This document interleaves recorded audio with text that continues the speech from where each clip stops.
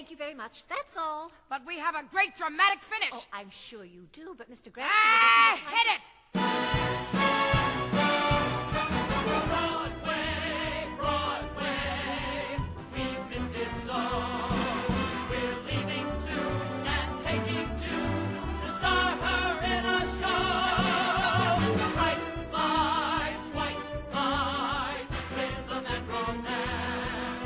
The train is late, so while we wait, we're gonna do a little dance. Hello, all you theater lovers, both out and proud and on the DL, and welcome back to Broadway Breakdown, a podcast discussing the history and legacy of American theater's most exclusive address, Broadway. I am your host, Matt Koplik, the least famous and most opinionated of all the Broadway podcast hosts, and this is a 2025 season wrap-up. This episode should be coming out on New Year's Day, so I wanted to do a ranking of the shows of the new season that I've seen so far. So this is not 2025 total, but just 2025, the new season. So where we are this season so far, I guess you could say. Before we do any of that, we have a little bit of what some of your least favorite word is to do, which is housekeeping. Oh my God, housekeeping. What? First off, we have a new review. I want to read it, give it its proper due. Thank you so much for the review, 5 on 4th. 5 on 4th. Cue the Light in the Piazza overture. 5 stars. Ragtime. I completely agree with your critique of Ragtime, the show in general, not specifically the current production. I love the music, but the story never felt right to me. And it's exactly because the musical thinks it is redeeming unredeemable characters. Very few of these characters are redeemable. Laugh, cry, emoji face. Thank you very much, 5 on 4th. To be clear, everyone, we've talked about this before. You don't have to agree with my opinions, and Lord knows many of you have made it clear to me via DM or on Discord that you don't agree. That's totally fine, as long as I can make it clear what I'm talking about, where I'm coming from with any pros or cons I have on shows. At the very least, I hope it makes you guys think a little more intensely about your opinions on the shows you do or do not like. And you'll get more into Ragtime in a second. Next thing I just want to say is we have a couple of little shout outs we want to give on the podcast in this wrap up episode. Reminder that pod mother Allie Gordon has a book. We have reached the end of our show. If you're watching this on YouTube, or I think you can even do a video on Spotify, I can't recall, but you can see right here, we have reached the end of our show. It's a beautifully written book. Well done, Miss Gordon. We also have our new friend of the podcast, Teal Dvornik, her book, History Hiding Around Broadway, Backstage Lore, Secrets, and Surprises from New York's famed theater district. It's a nice, cute little book. I know some of you on the Discord channel have bought it, or I think somebody just posted about it in the book club section of the Discord. If you haven't joined the Discord channel, make sure to do so. It's been a really great time. People have been learning a lot about sort of the season and things going on in London and ticket advice and sharing their opinions on the podcast. And then, of course, we have the book club section where people will buy the books that we've been talking about on the podcast and discussing them. And then we also have, I don't have a copy of it, unfortunately, but Daddy Rob W. Schneider's book, Queer Musicals. I don't have that copy because everywhere I go, it's constantly sold out. So I'm about to bite the bullet and just fucking buy it on Amazon. So thanks for that, Rob.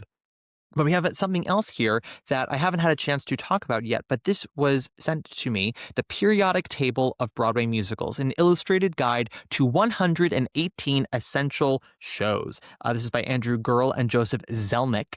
I haven't looked through the whole thing. I'm about halfway through the book right now, but I gotta tell you, this book is a ton of fun.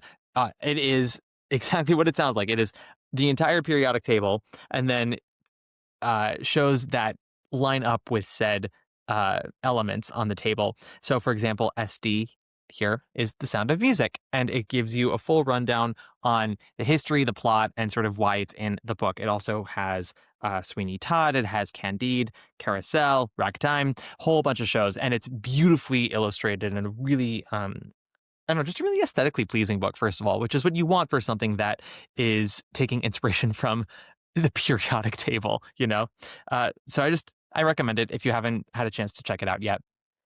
So that is all of the housekeeping there. And yeah, I think it's time that we just sort of go into this ranking system, see how long it takes, how far we can go. a couple of notes on the rankings. There are a couple of things I have not seen yet of this current theater season. Primarily on Broadway, I have not seen Mamma Mia, so that will not be included, although I have seen Mamma Mia plenty of times, so I know what I'm getting myself into, just have not seen this iteration. And then off-Broadway, I have not seen Spelling Bee yet, so unfortunately I cannot include that in the rankings, but I do love Spelling Bee.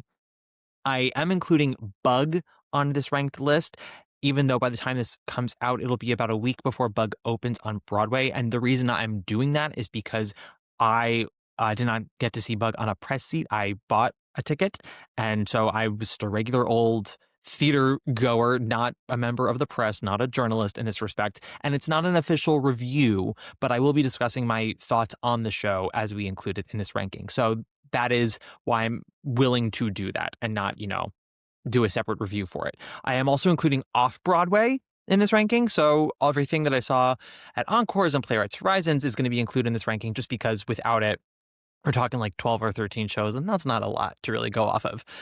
I'm also including 2 separate iterations of the same Broadway show on this ranking, and that is The Queen of Versailles, one with Kristen Chenoweth performing and one with Sherry Renee Scott performing. Now, I did see Sherry twice, so I am going off of solely Sherry's first night, and I will get a little more into depth about that and why it's where it's placed in the rankings. And I'm sure the rankings are going to rankle some of you.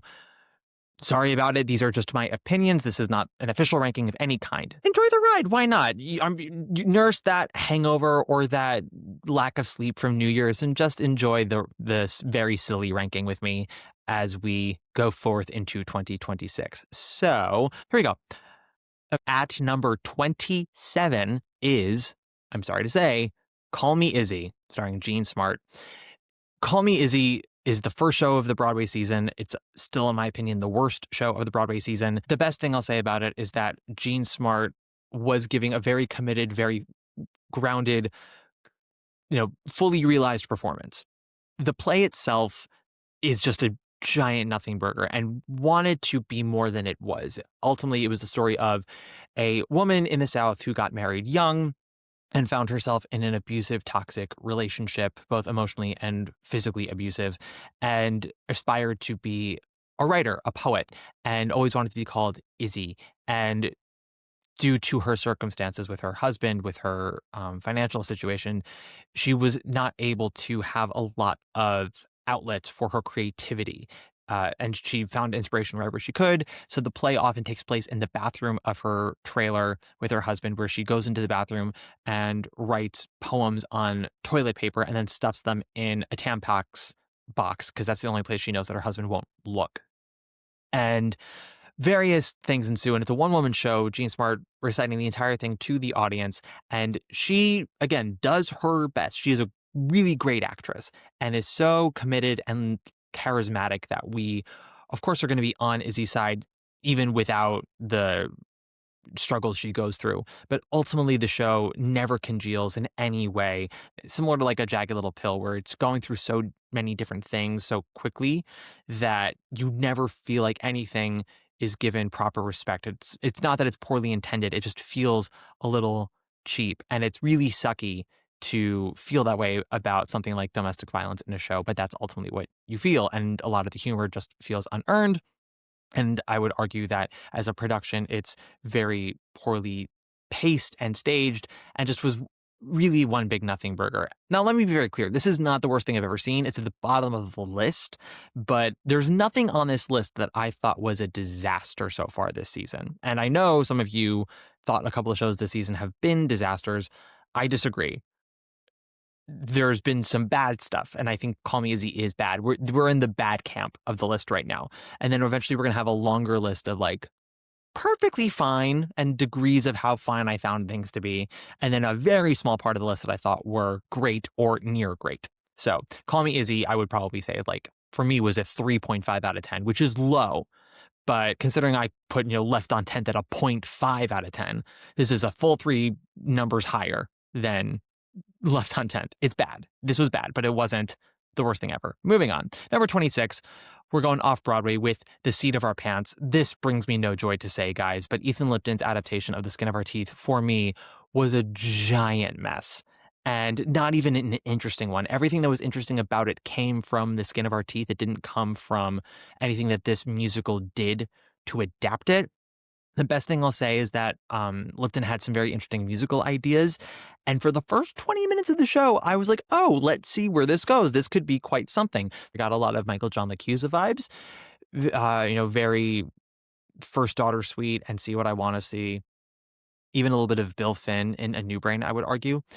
And it's a strong cast: Michaela Diamond, Ruthie Ann Miles, Shuler Hensley.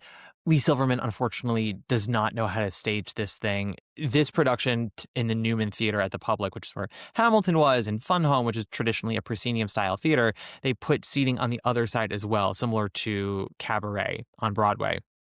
And Silverman ultimately did not know how to stage The Seat of Our Pants with this staging in mind. And it's unfortunate because I was luckily on Traverse stage is what it's called, where it's basically like an alley or a corridor stage. Traverse stage is where you have seating on two separate sides. It's not all the way around, just those two sides.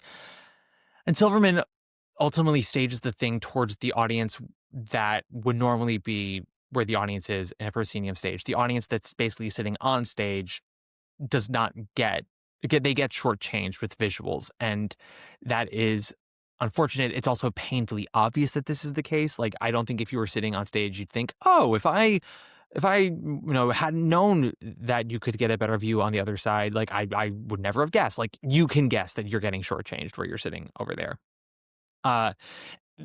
So many numbers are there in a way where it just feels like they're there because it's a musical. I feel like we've talked about this before, but have you ever watched a musical or even like onto like a reading of a new musical and songs happen and you think to yourself, there's only a song here because this is a musical, not because the moment calls for a musical number. I've seen that a lot, not as often in a professional show at the level of like the Public or on Broadway. It happens, but not super frequently. Seat of Our Pants, there were many times where Lipton had put in musical numbers where I thought to myself, there's a song here simply because this is a musical. Now, one could argue that Lipton is making fun of musical theater by doing it like such, but overall, this is a musical that goes so far up its own butt for me that even if that were intentional, the execution is such that you can't distinguish it, and you just basically get into an esoteric bar fight where you and someone else who felt an opposite way of you are just arguing about what you projected onto a stage, not necessarily what was there. And that is a danger that I always find with shows like this of it's not that something happens that you can interpret two different ways. It's that there's something that isn't there that you see. That's an illusion. And I feel like this show was a lot of promise that ultimately leads to an illusion. It kind of felt endless to me. And made worse by the finale, which was just like one of the hokiest finales. I talked about with Pirates how the finale of that felt very Cartman and the Ginger Kids episode of the Hand in Hand We Can Live Together. It felt like that with this one, only twice as bad, because at least with Pirates, there was some fun staging with the washboards. With this, it was like Oklahoma 101, and it was very, very wild to see of so many wonderful, smart artists just kind of, it felt like a little bit like, well, we give up. We don't know how to end this thing, so I guess we'll just end it. And that was kind of disappointing for me. All right, so that was number 26. At number 25 is Art, the revival of Art by Yasmin Reza. This is the play that won the Tony, I believe, in 1998, maybe 1997, starring James Corden, Neil Patrick Harris, and Bobby Cannavale. In the piece, Neil Patrick Harris buys a work of art that basically just amounts to white paint on a white canvas, but Neil Patrick Harris buys it for $300,000, and this drives Bobby Cannavale insane. And Bobby Cannavale goes to their mutual friend James Corden, and he's like, "The fuck is wrong with Neil Patrick Harris?" And the whole thing just kind of blows up and becomes this giant lecture on upper middle class bourgeoisie problems. And that was sort of Yasmin Reza's bread and butter for a while, of doing these lighthearted satires of intellectual upper middle class and making it clear to an audience that in a lot of ways, no matter your upbringing, no matter your sophistication, your refinement, we are one step away from animals. We are half a step away from children.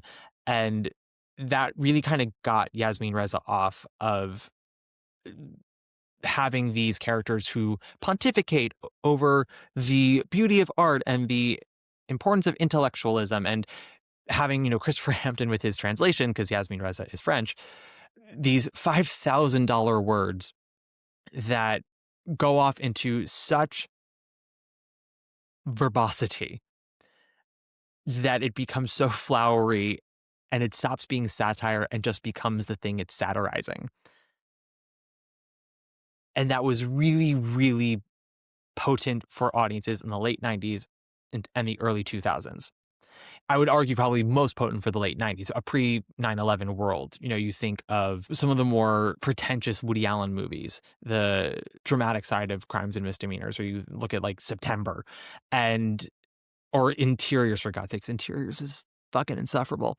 But these dramatic stories with people who are so well educated, so articulate, and just move and speak in a way that is so pretentiously fake that it doesn't even feel like commentary. It feels like somebody who is writing beyond their means, aiming so high and so unable to command it that just something feels shallow.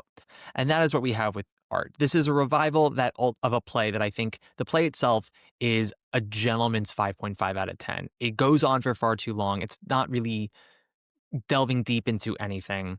The actors are mostly fine. James Corden is unfortunately the best one in it.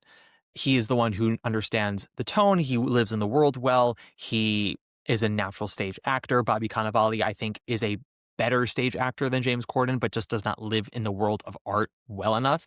Neil Patrick Harris, I think, lives in the world well enough, but is not as strong a stage actor as either Corden or Cannavale. Scott Ellis is a director who, once upon a time had really good instincts and comedic direction, but I have found him to be wanting the last couple of years. It's not a terrible revival. Again, we're still in that part of the list where, like, even with Seat of Our Pants, despite the fact that I didn't like much about it, nothing here is god awful, but I just think it's bad. Or now we're sort of in the insanely missable part of the list. Like, Call Me Izzy, I thought was bad. Seat of Our Pants, I thought was bad, and it's a step above Call Me Izzy because at least it's trying something different, even if I think that it's mostly a mess. Art is not a mess. It's just very missable and very forgettable. And I think within a couple of months, hell, in a couple of weeks, people will forget it was even on Broadway. Best case scenario, James Corden gets a nomination for featured actor in a play, but with, Joe Turner's Come and Gone coming up, I doubt that will happen. Moving on, number 24 is Waiting for Godot, the Samuel Beckett play that I have said before just is not my play. It's a classic. A lot of people love it. This is my second production of it after having seen it with Nathan Lane and Bill Irwin. This production is starring Alex Winter and Keanu Reeves, directed by Jamie Lloyd, he of the ASMR sound design and the black aesthetic and men in boxer briefs at the finale aesthetic. I did not hate this production as much as I expected to. I did not like it very much. It was still kind of a chore, but it wasn't deadly to sit through. As I said, this is just not a play I enjoy very much, and Keanu Reeves is not an actor that I like.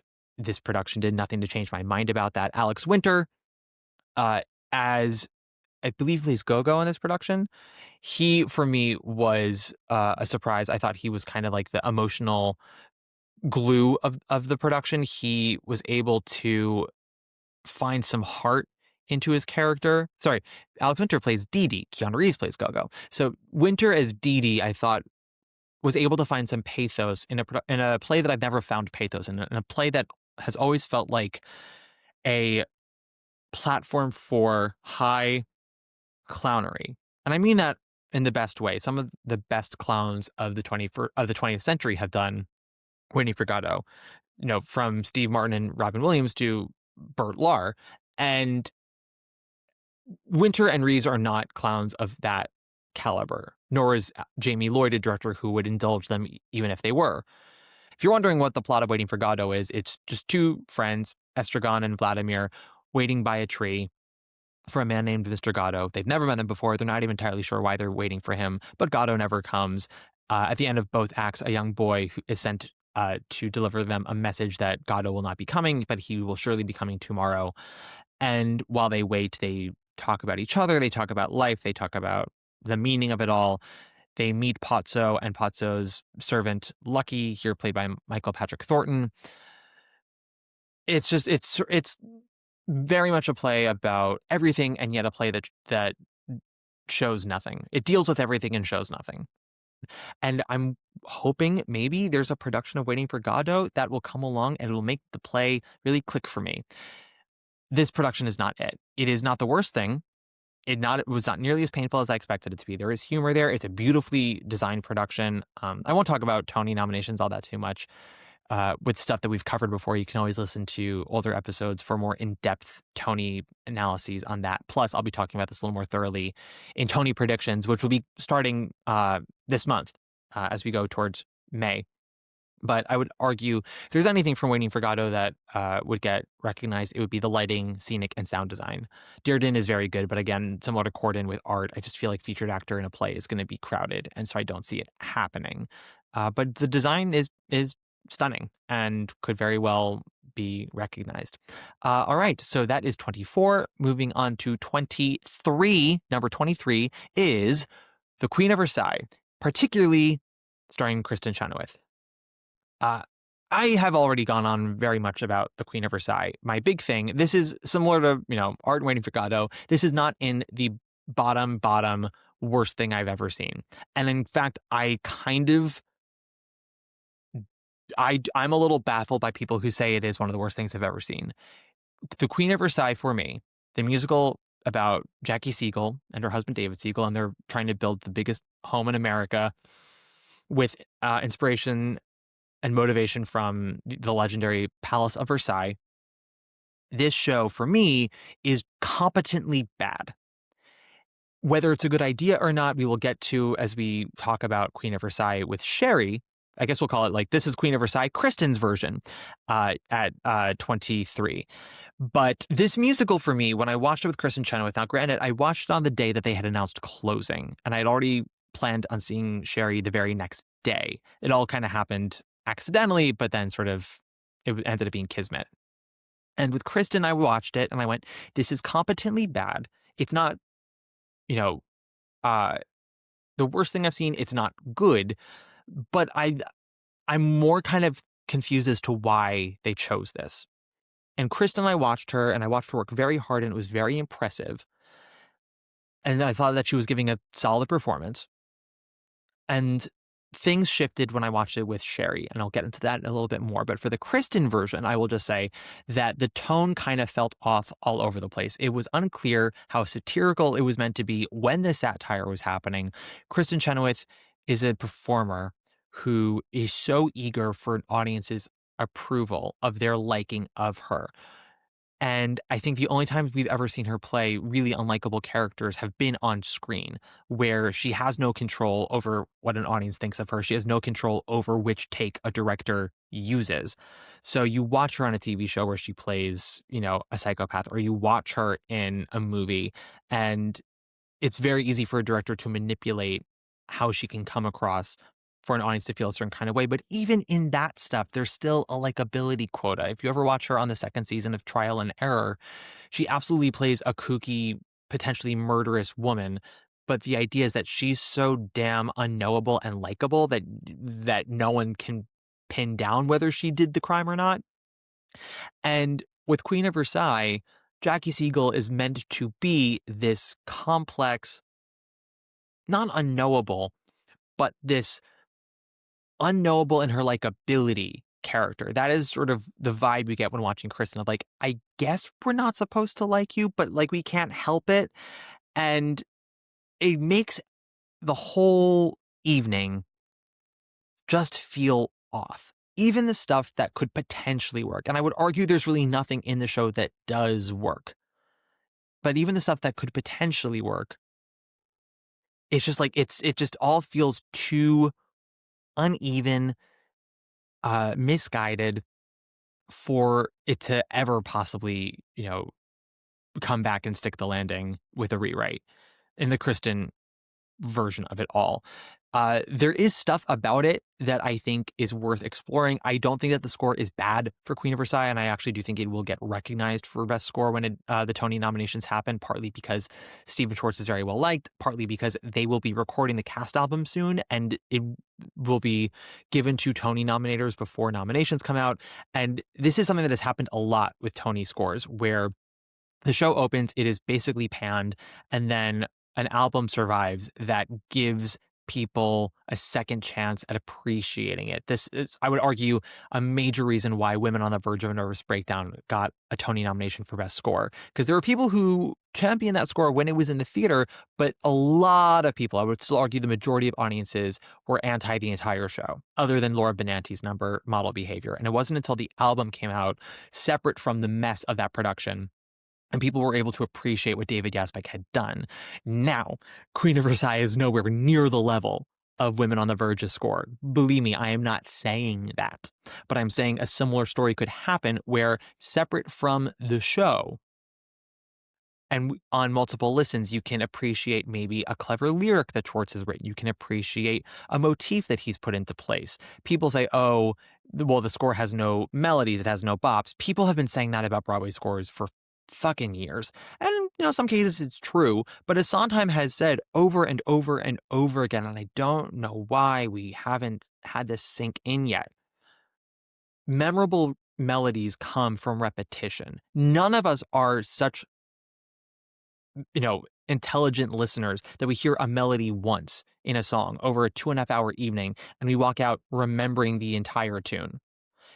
Rodgers and Hammerstein repeated their melodies. What made them smart was they did it in a dramatically compelling way, in a dramatically sound way. I mean, it's why you walk out humming so many Andrew Lloyd Webber scores, because it's like one melody over and over and over again.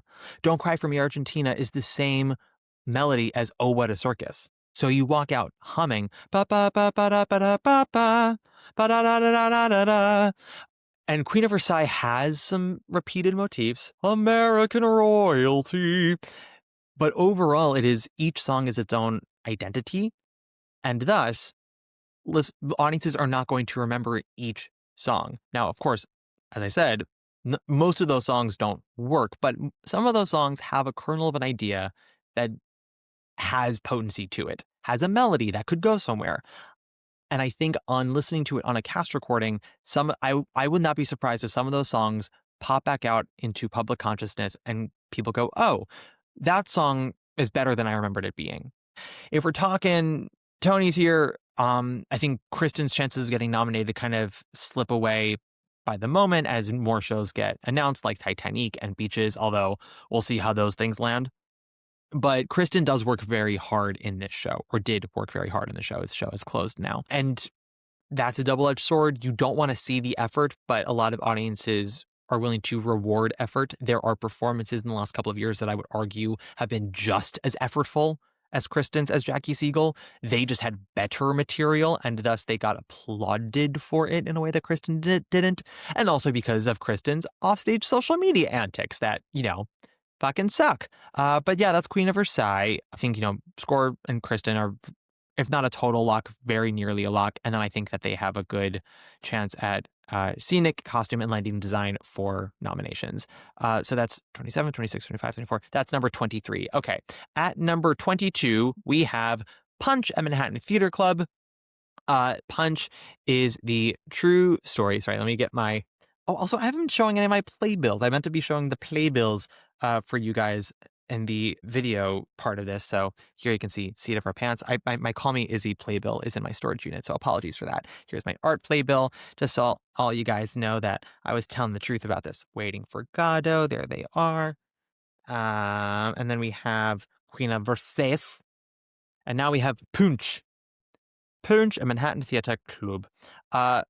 Punch tells the incredibly true story of Jacob Dunn, who, in a night out with friends after a football match, went out on a night of wild drinking and debauchery and punched a young man named James Hodgkinson.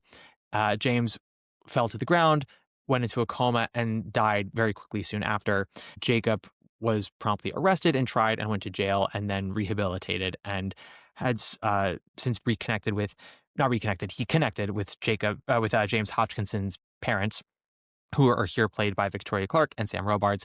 And together they have created foundations and gone on touring lectures talking about the dangers of violence and toxic masculinity and the importance of mental health and therapy. And it's a really beautiful thing to see. Jacob here was played by Will Harrison. The piece was adapted by James Graham from Jacob Dunn's book, Right from Wrong. It's directed by Adam Penford. This is a play that, like most James Graham pieces, the story itself, the real life story, I think is very compelling. And I understand why Graham wanted to cover it. Graham really likes to take real life stuff and make theater out of it. And there's a lot about Punch that I enjoyed. I think that Jacob Dunn's story is powerful. I thought that Will Harrison did a really lovely job. I think Victoria Clark was doing some of her loveliest acting this side of COVID.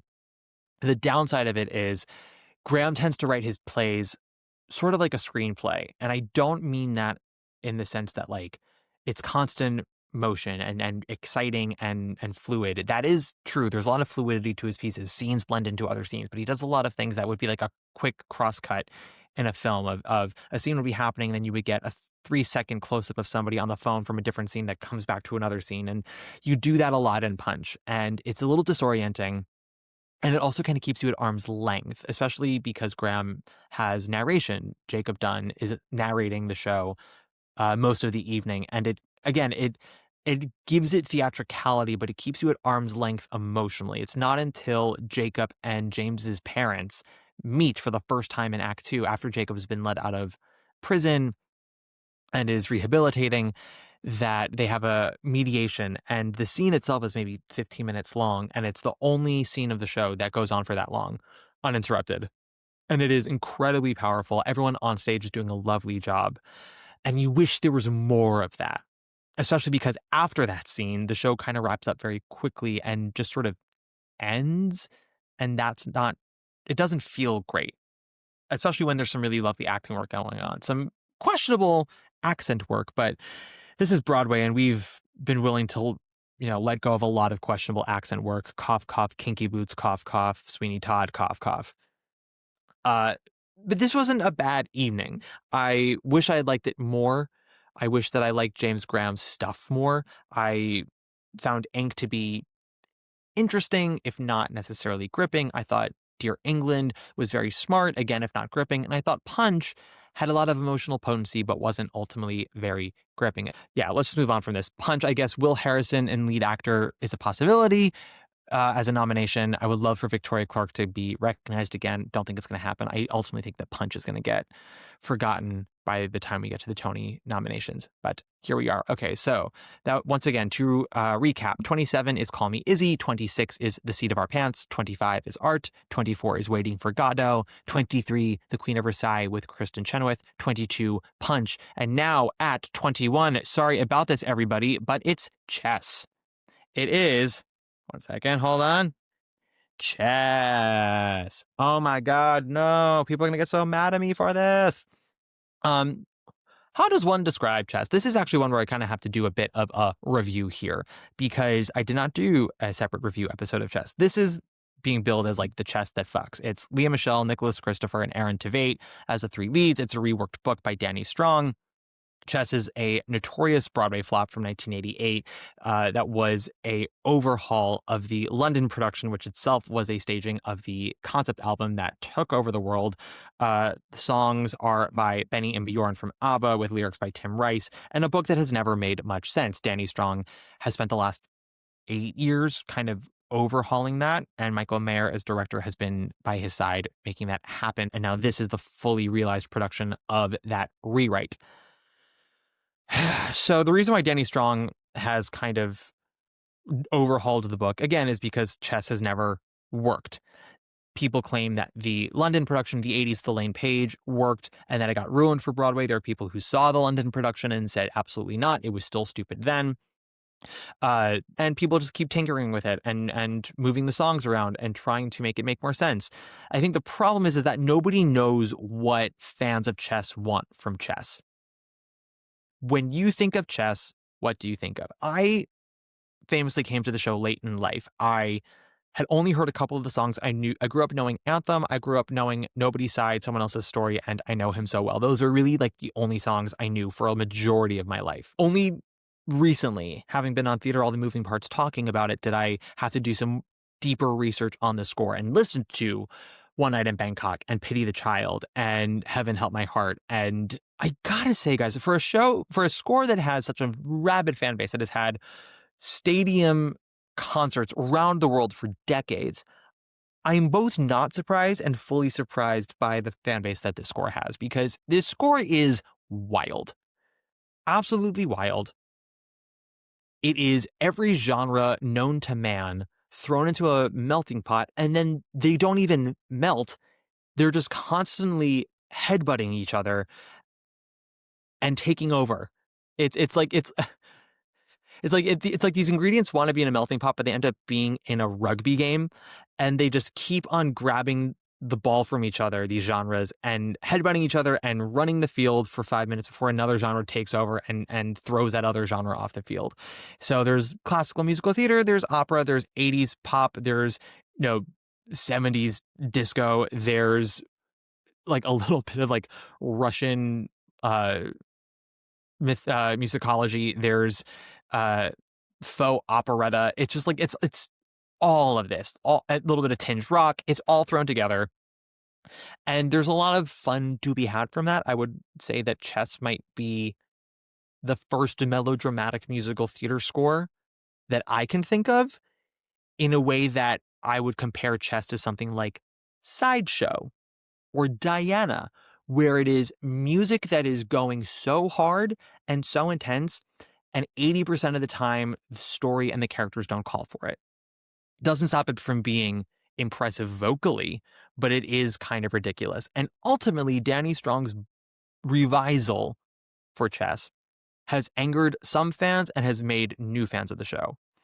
If you've never seen Chess before, if you don't know Chess, I would imagine, and you're just going for the vocals of it all, to see actors you like sing well, you might get your money's worth out of this, because everyone sounds pretty fucking great in this show.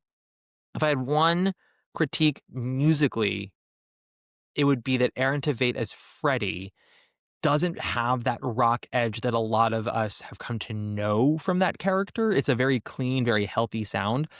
And usually Freddie, there's a bit of that rock danger to his voice. It's in his music. And Aaron just doesn't have that. But that aside, he sounds pretty great. Leah also just is very pop girly in this score, but she doesn't sound bad. And I might have lucked out, because at the performance I saw, she was not rushing any of her songs. Nobody's Side was done at a pretty decent tempo. Other positives, I guess I'll say. For me, the best performance in this production is Hannah Cruz as Svetlana, the wife of Anatoly, played by Nicholas Christopher. So I guess like the way you could describe the plot of Chess, is that it's a combo of 2 or 3 real world events that happened in the late 70s, early 80s, that Chess has melded together for its own story. And this version, there is Anatoly, who is the Russian chess champion, playing opposite Freddie, Aaron Tveit, who is the American champion. Freddie's first, aka like his coach and his manager, and his lover is Florence, who is Leah Michelle. And they arrive in Merano to compete against Anatoly. We find out that Anatoly and Florence had an affair a year before, because while Florence and Freddie are lovers, Freddie is also undiagnosed bipolar and not always taking his medication, because it interferes with his ability to play chess. So he's also very erratic. Freddie also has trauma. And while they are figuring out, chess strategies, Florence and Anatoly kind of fall back in love, I guess you could say. That's one of the major changes this production has done, is that Florence and Anatoly used to be adversaries who fall in love, and now they are former lovers who fall back in love with each other, which I think takes away a lot of the will they, won't they sexual tension that those characters could possibly have, similar to how I don't like that the movie version of In the Heights turned Nina and Benny from will they, won't they into former boyfriend and girlfriend, because now the sexual tension is completely gone. God, I'm getting lost here. Freddie and Florence are competing against Anatoly through various mechanisms from their governments, because we're in the middle of the Cold War. Russia and America are dealing with greater, higher stakes issues than chess, but chess is sort of both a smokescreen and a metaphor for the relations between those two countries during the Cold War. Again, all these things are sort of happening around. Meanwhile, we find out that Florence is originally Hungarian and through Russian invasions had to flee her country, has not seen her father since she was 10, and this is something that has been troubling her. Of course, this is something that in the new version we don't learn about until the middle of the second act, and so that becomes a whole new arc for Florence. After an hour and a half of which boy do I like, it becomes, well, now I don't have an identity because I don't have a country I belong to. Anatoly eventually chooses Florence and seeks asylum in the UK with Florence because he leaves Russia. Sorry, my brain is fried just trying to think about the show, so all the natural words of the English language are leaving me. Apologies for that. And then 3 years later, the Russian government uses Anatoly's wife, Svetlana, to manipulate him to come back to the chess tournament and come back to Russia and leave Florence.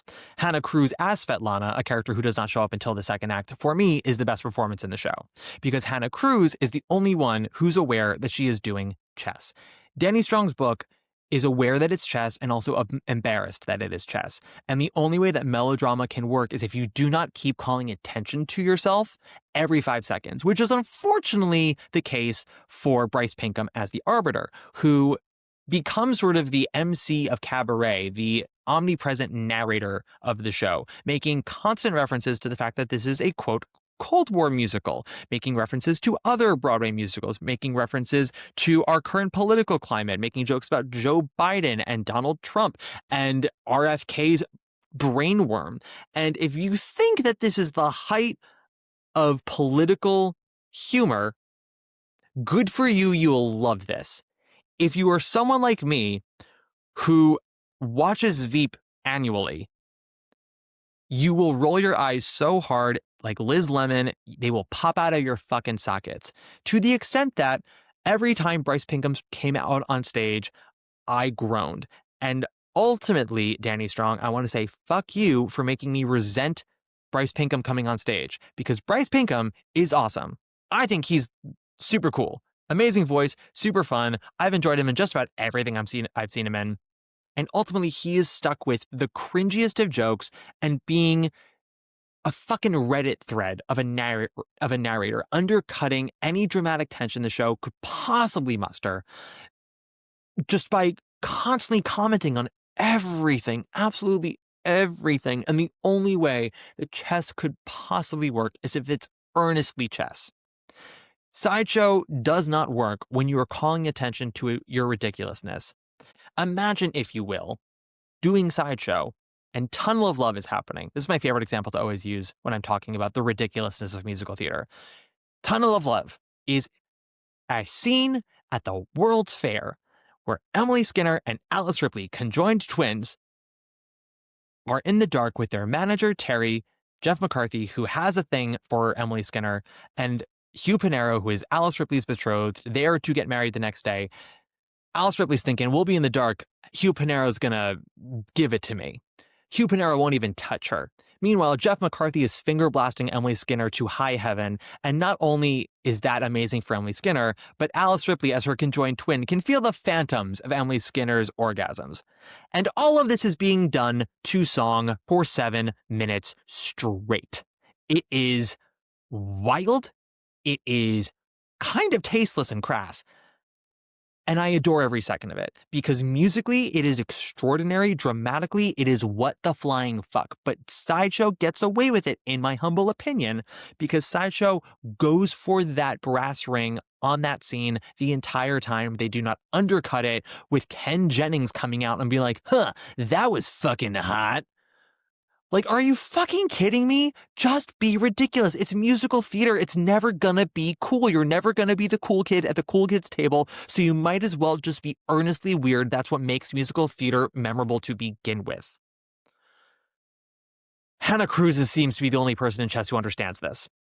Leah Michelle thinks this is her adult role, and I thought Leah gave one of the best performances in musical theater in the last 10 years in Funny Girl. So to see her in this, where she has no handle on maturity, has no chemistry with Aaron Tveit, has no chemistry with Nicholas Christopher, blows my mind. You watch her do pizza hand acting, where she's saying things about not belonging to any country and not understanding her heart and what am I going to do? Freddie, have you taken your pills? Girl, this ain't Glee. And I know that's an easy joke to make, but just, this is not a TV show. You're not playing a teenager. You're playing a woman who is frustrated, who has gone through things. And Leah's Florence does not feel like she has gone through things. Hannah Cruz's Svetlana feels like she has gone through things. Hannah Cruz's Svetlana feels like a woman who has had sex, who has had good sex, who has had good sex taken away from her, who has had her life on the line, who is very confused about her wanting to live, about her hating her husband, about wanting to have sex again, about wanting the best for her kids, about not having any idea what her government might do to her in any room that she walks into. And also, by the way, looks like $1 million. I would say after Leah of this trio, that is the next successful would be Nicholas Christopher. Now, maybe it's because I went in having been told that he was the breakout star of this production. I expected a bit more. I really enjoyed Nick Christopher. I thought he did a really good job in Jelly's Last Jam at Encores. I thought he was a perfectly lovely Sweeney in Sweeney Todd with some more work with a genuine director and maybe higher keys because Nick is a genuine tenor. I would have really adored his Sweeney, but as it was, he was a very strong Sweeney. He sounds great as Anatoly.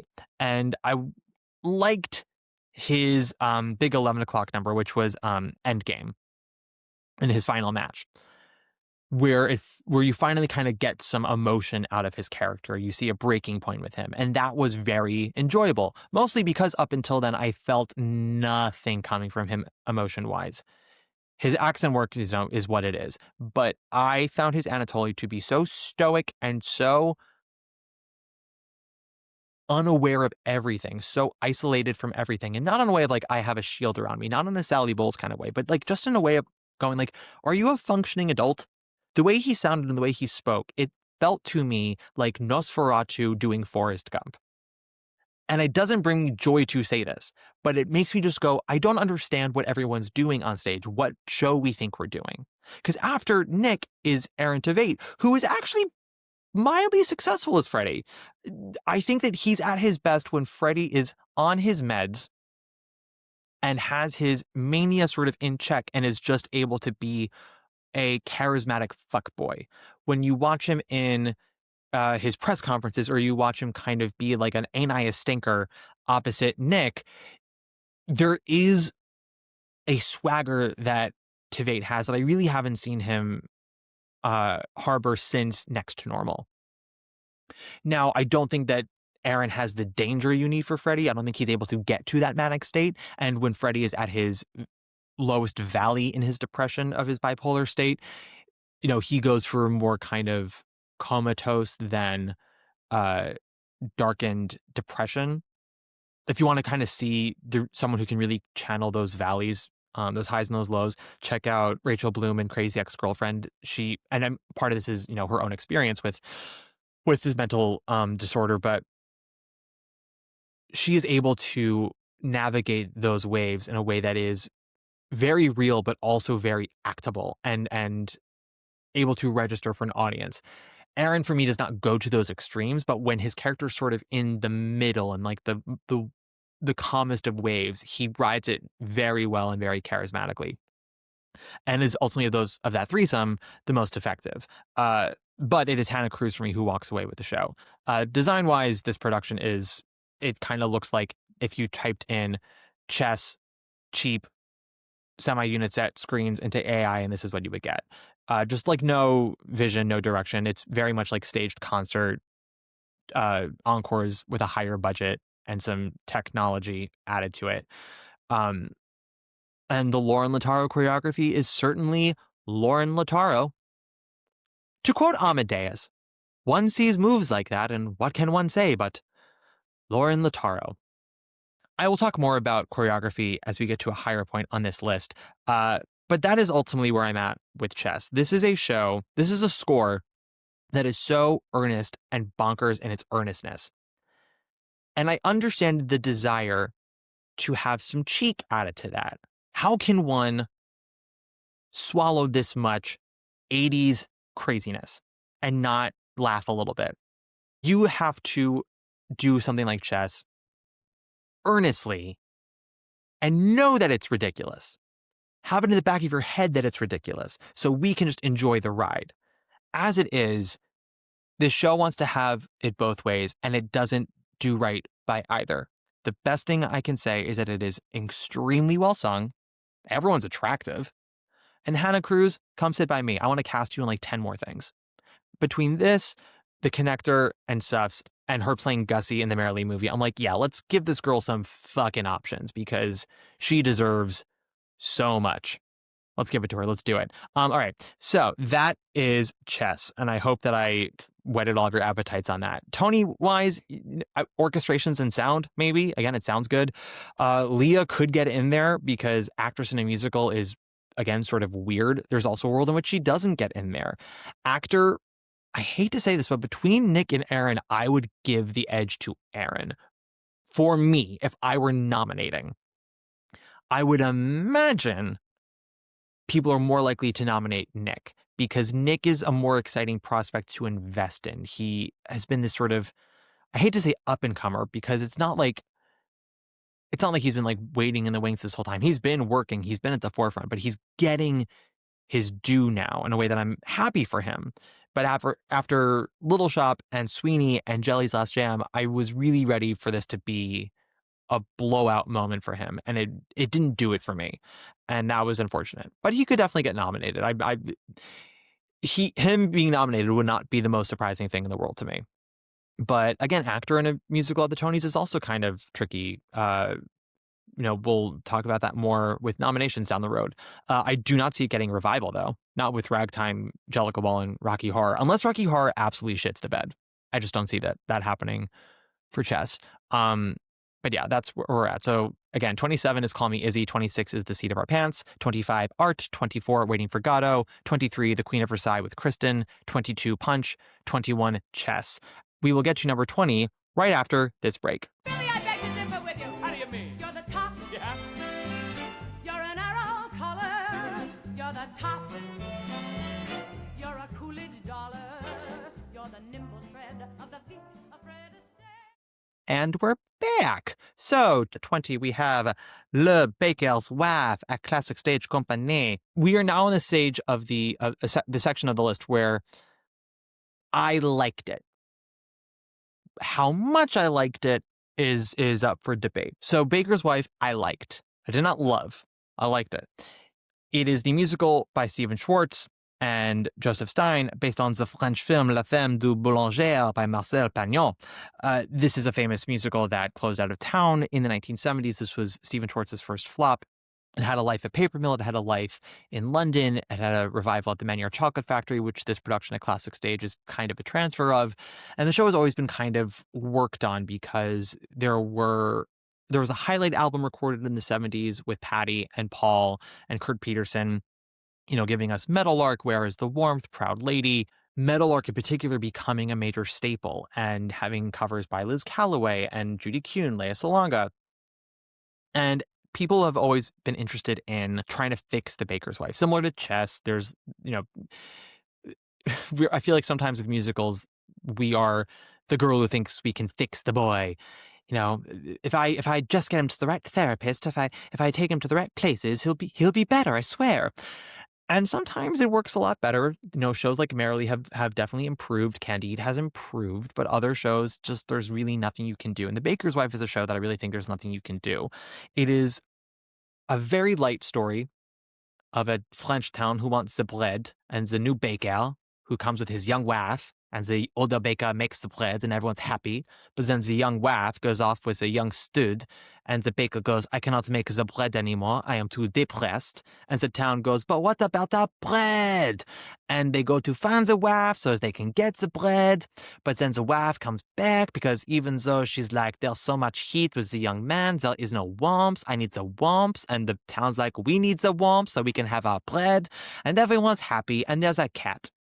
There's a cat in the show that is a metaphor for love and pain and regret and sadness and optimism and joy. And of course, the cat is also a metaphor for bread. The Baker's Wife is just, it's a nice little show that ultimately is too long for the story it's telling. That'll be a theme for other shows as well. This production is very nice, though. Gordon Greenberg directed it. It is beautiful to look at. Scenic design by Jason Sherwood, costumes by Catherine Zuber, lighting by our king, Bradley King. As I said in my review, it kind of looks like the line for a ride at Disney World, maybe like an Epcot for Ratatouille. And I mean that with all of the warmth in my heart. I love that kind of aesthetic, and the cast is strong. The one weak link for me is the actor playing Dominique, Kevin William Paul, who is very handsome and actually does have a good voice, but is clearly a high tenor, and the role is meant for a baritone, and so it is too low for him, and he's pushing to make it sound heavier, and it's making him actually sharp on stuff. And I don't know if they refused to give him new keys, if this was the sound they liked, but I just don't think that the production helped him in that respect. You want kind of a tightly formed unit on a show like this. And while this is a perfectly nice production, it's not a production that's strong enough to overcome the flaws of the piece. And the flaws of this piece, I don't think can ever really be fixed unless they can whittle it down to 90 minutes or 100 minutes, because again, the story is too thin to warrant a 2.5-hour musical. And the only way, again, to really fix that is to kind of trim the show down, make it much more of an ensemble piece, and not have anyone be the sole focus. Have us do a mini French Nashville and just weave the stories in and out. So really make it concise, make it tight, and have it be even peeled. Have it just be a true ensemble. But that's not really what the show wants. And I don't think that it'll ever really get around that, especially with Joseph Stein dead, with Stephen Schwartz getting up there in age and not really at the best of his abilities. I think that this show is kind of just doomed to be a sort of kind of almost. And this production, nice as it is, as I said, does not overcome those obstacles. But other pluses, we got Judy Kuhn, we got Kunze on stage being awesome, sounding great and being funny. We got Sally Murphy yet again in an unhappy marriage, but this time she gets out of it, girlfriend, and we love that for her. She and Kunze had a scene together. It was 90 seconds long. I was in heaven. Nobody warned me that they would share a scene together alone on stage, and it was just them acting, and it was so good. Okay, remind me what number that was again. That was 20, 27, 26, 25, 24, 23, 22, 21, 20. Yes, that was 20 with The Baker's Wife. At number 19 is... Oh, no, I don't have my playbill for it. But it's Heathers. It's Heathers the Musical at New World Stages. Again, I have a review for that if you want to hear it more in depth. The truth is that Heathers is a musical that just doesn't work for me. It's a movie that I adore, that has meant a lot to me growing up. And while I don't necessarily think a musical of Heathers would ever truly work, I would want something that would go a little harder and a little weirder than the musical that we have. And overall, I think that Heathers, the musical, is too beholden to the traditional structure of musical theater and towards the appeal of commercial success and of wanting to take a story that ultimately goes down like a lollipop covered in barbed wire, and it just sort of wants the lollipop. It wants the lollipop to maybe have a sour taste to it, but it doesn't want any of the barbed wire. And that's what makes Heathers the movie so unique and so evergreen. Because there's stuff about Heathers as a movie that is less funny over time as the world gets sadder and Heathers becomes more of a prophecy than a wackadoo acid dream. That said, if I'm going to see Heathers, this production is maybe the best case for it. There are still some things physically that could be done better. The set is a much, needed improvement over the original. There is an actual aesthetic to it. It could be a little more creatively designed in terms of fluidity with different locales being used. We could use fewer blackouts. There could be a tighter pace to it. None of the rewrites, I think, are detrimental to the show. I think that most of the rewrites have been either a lateral move or an improvement, but there are some songs that I just can't get around. I think that You're Welcome is, musically speaking, a better choice than Blue, but that's just a scene that I don't think requires song. I Say No. I'm sorry, guys. I will say it to the day I'm dead. I hate that song. It is so fucking Pasek and Paul in a show that Pasek and Paul would get eaten alive in if it were a real person. I don't like it. I don't want it. I don't need it. And we're also at that point in the show where we're getting to the 2.5 hour mark. And I'm like, we got to wrap this motherfucker up. Overall, it's a really strong cast. Mackenzie Kurtz, who has now left the show, was Heather Chandler, and she was giving, in my opinion, the strongest performance. I really enjoyed Casey Likes as JD. His act 2 I thought was pretty flawless. I wish that he kind of would hold off on some of that menace in the first act, but overall, he did a strong job. The whole cast does a strong job. Lorna Courtney, I thought, did not have the dry sensibility that I envisioned Veronica to have. She was a little too, not pick me, but like manic nerd awkward girl. And she kept that for most of the show, which again shows you that no matter how beautiful and glammed up Veronica is, she's still a nerd at heart. But Veronica's nerd is more wise beyond her years, hyper intelligent, narrator from the sidelines. She's not like kooky, crazy Anna in Frozen, like, oopsies, that's just me in a nutshell. That's not Veronica. But ultimately, I think that her being kind of more bubbly is reflective of the issues I have with the tone of the musical. But it's not a bad time. It's perfectly fine. So that's 19 with Heathers. At number 18, we have Ginger Twinsies, written and directed by friend of the pod, Kevin Zach. Ginger Twinsies is the 85-minute parody camptacular festival of The Parent Trap, specifically the 1990s remake starring an 11-year-old Lindsay Lohan. Some have asked, if I don't know The Parent Trap, would I have liked Ginger Twinsies?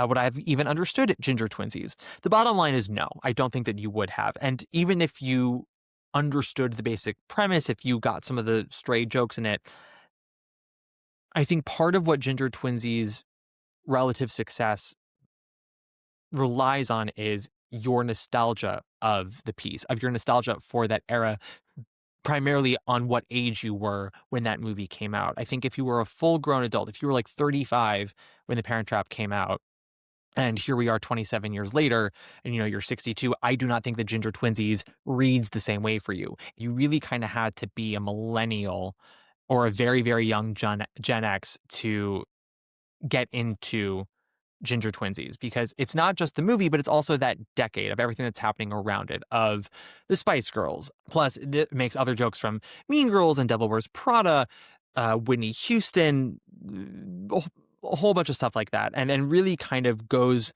off the rails in a way that is purely intentional. The show is meant to be sort of like a fever dream-y Titanic on meth mentality. And because it is what we call referential humor, and because it is a constant stream of throwing a joke out, both from the script and from the design and from the staging and from the actors, you're more likely to not laugh than you are to laugh, just because they're coming fast and loose and not as maybe heightened and as strict as they could be. But just from the sheer mass of humor being thrown at you, you are going to laugh. There are times when you're going to laugh. You just can't help it. It's inevitable. It was a very strong cast. Russell Daniels as Annie, which is the British twin in The Parent Trap. I'm a big Russell Daniels fan, having seen him play Ruth in Titanic like 4 times. It's still my favorite Ruth to this day. Plenty of other really wonderful members of the company. Philip Taratula as Meredith Blake and a few other roles. But Philip, I also thought, really understood the assignment of playing ridiculous straight. And Zach, who, again, we're all very big fans of here, Kevin is a really smart, creative nutcase. And with Ginger Twinsies, obviously, if you are aware of his social media, you know that he has jokes coming out of every pore of his body. What I was really impressed by was his directorial skills. I thought he'd had a really good sense of tone and pacing with the show, and he had a really good eye. He was able to really use the Orpheum Theater and every crevice of that space in a way that I have seen other shows fail with. For example, Big Gay Jamboree, that theater is sort of like a wind tunnel, and it's hard to feel invested if you're too far away. It's how I also felt about like the Jonathan Larson project. And I thought with Ginger Twinsies that Kevin was able to use the space to his advantage and make everyone feel a part of it. Even if you were like all the way in the back, you still were able to get in on the energy and the zest of the show. Whether the style of comedy that it did is for you is another thing. Whether the material that it's spoofing is something you knew, I think that does impede enjoyment of it. And while I had a very nice time at Ginger Twinsies, I couldn't help but think about all the things that I knew it was doing, that it was referencing, and then wondering if I actually was laughing at a joke or I was laughing because I knew the reference. So that was number 18 for Ginger Twinsies. At number 17, we have Slam Frank. Slam Frank also has just recently ended its off-Broadway run at the Asylum. Music and lyrics by Andrew Fox and book by Joel Sineski, directed by Sam Laflage, choreography by Nico De Jesus. And it's actually produced by a friend of the pod, PJ Adzema, and his company, Stage Time. How to describe Slam Frank? Slam Frank is, technically speaking, a musical within a musical. It is about a theater company that is performing their own version of The Diary of Anne Frank, but they have, for lack of a better term for people who might be considering this offensive, they have over-wokeified it. They have Hamiltoned it. They have decided to make it so that The Diary of Anne Frank is now a hip-hop rapper, and Anne is a Jewish but Latina identifying young girl who writes in her diary while hiding from the Nazis with her family, and the production over politically corrects every element of the show. So I think Peter is the young man in the attic she hides with. Is that his name? Right? It turns out that he's non-binary, or they discover that they are non-binary. Anne's father is a secret homosexual with a variety of ailments and mental just say ailments because they're both mental and physical. And then there's a whole element of toxic masculinity and girl boss gaslight gatekeepism. And the show fluctuates different genres of music. Again, a lot of it takes inspiration from the Lin-Manuel Miranda catalog. Again, all intentionally so. And the musical is supposed to be a musical within a musical. And the idea is the ridiculousness of modern musical theater, of politicizing musical theater, of pandering the politics of modern musical theater, as well as the dangers of using your identity, of what makes you different or makes you a minority in any respect, to promote yourself as better than, or as superior than. Because what the show tries to do in its last 20-ish minutes is highlight the darkness brewing underneath and the anti-Semitism brewing underneath of modern wokeness.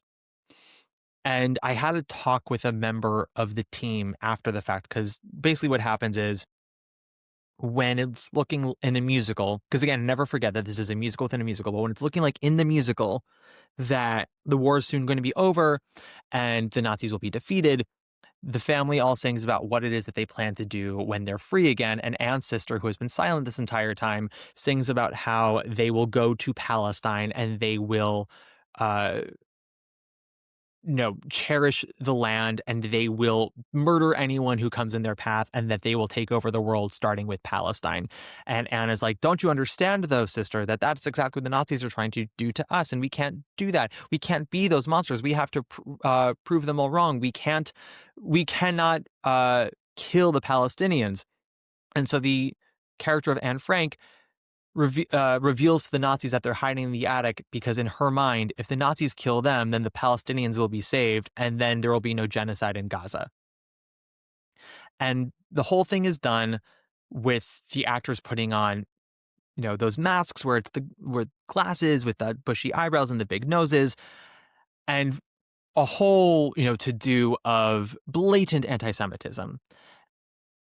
And this was when I was speaking to a member of the team, and I was like, it took me a while to get there, because watching it, I wasn't sure what was going on. And 48 hours later, I stewed on it and I thought about it. And I've come to the conclusion that because this is a show within a show, this is a theater company that has rewritten Anne Frank, this is highlighting their anti-Semitism by being so pro-Palestine and anti-Israel to the extent that it's not even about, I'm just anti the Israeli government. It's, no, I'm just anti-Jew. And roping in all Jewish people of the world as murderers of Palestine and power hungry, money hungry, and not viewing Judaism as an actual identity, as an actual ethnicity, ignoring centuries of genocide towards them, of genocide in, honestly, the last 100 years, and ignoring the rise of anti-Semitism, all because of one element of their history that's happening right now that is horrific, but is not necessarily reflective of Judaism, but so much as one particular government that honestly is not that different from our government right now. And so we were talking about that.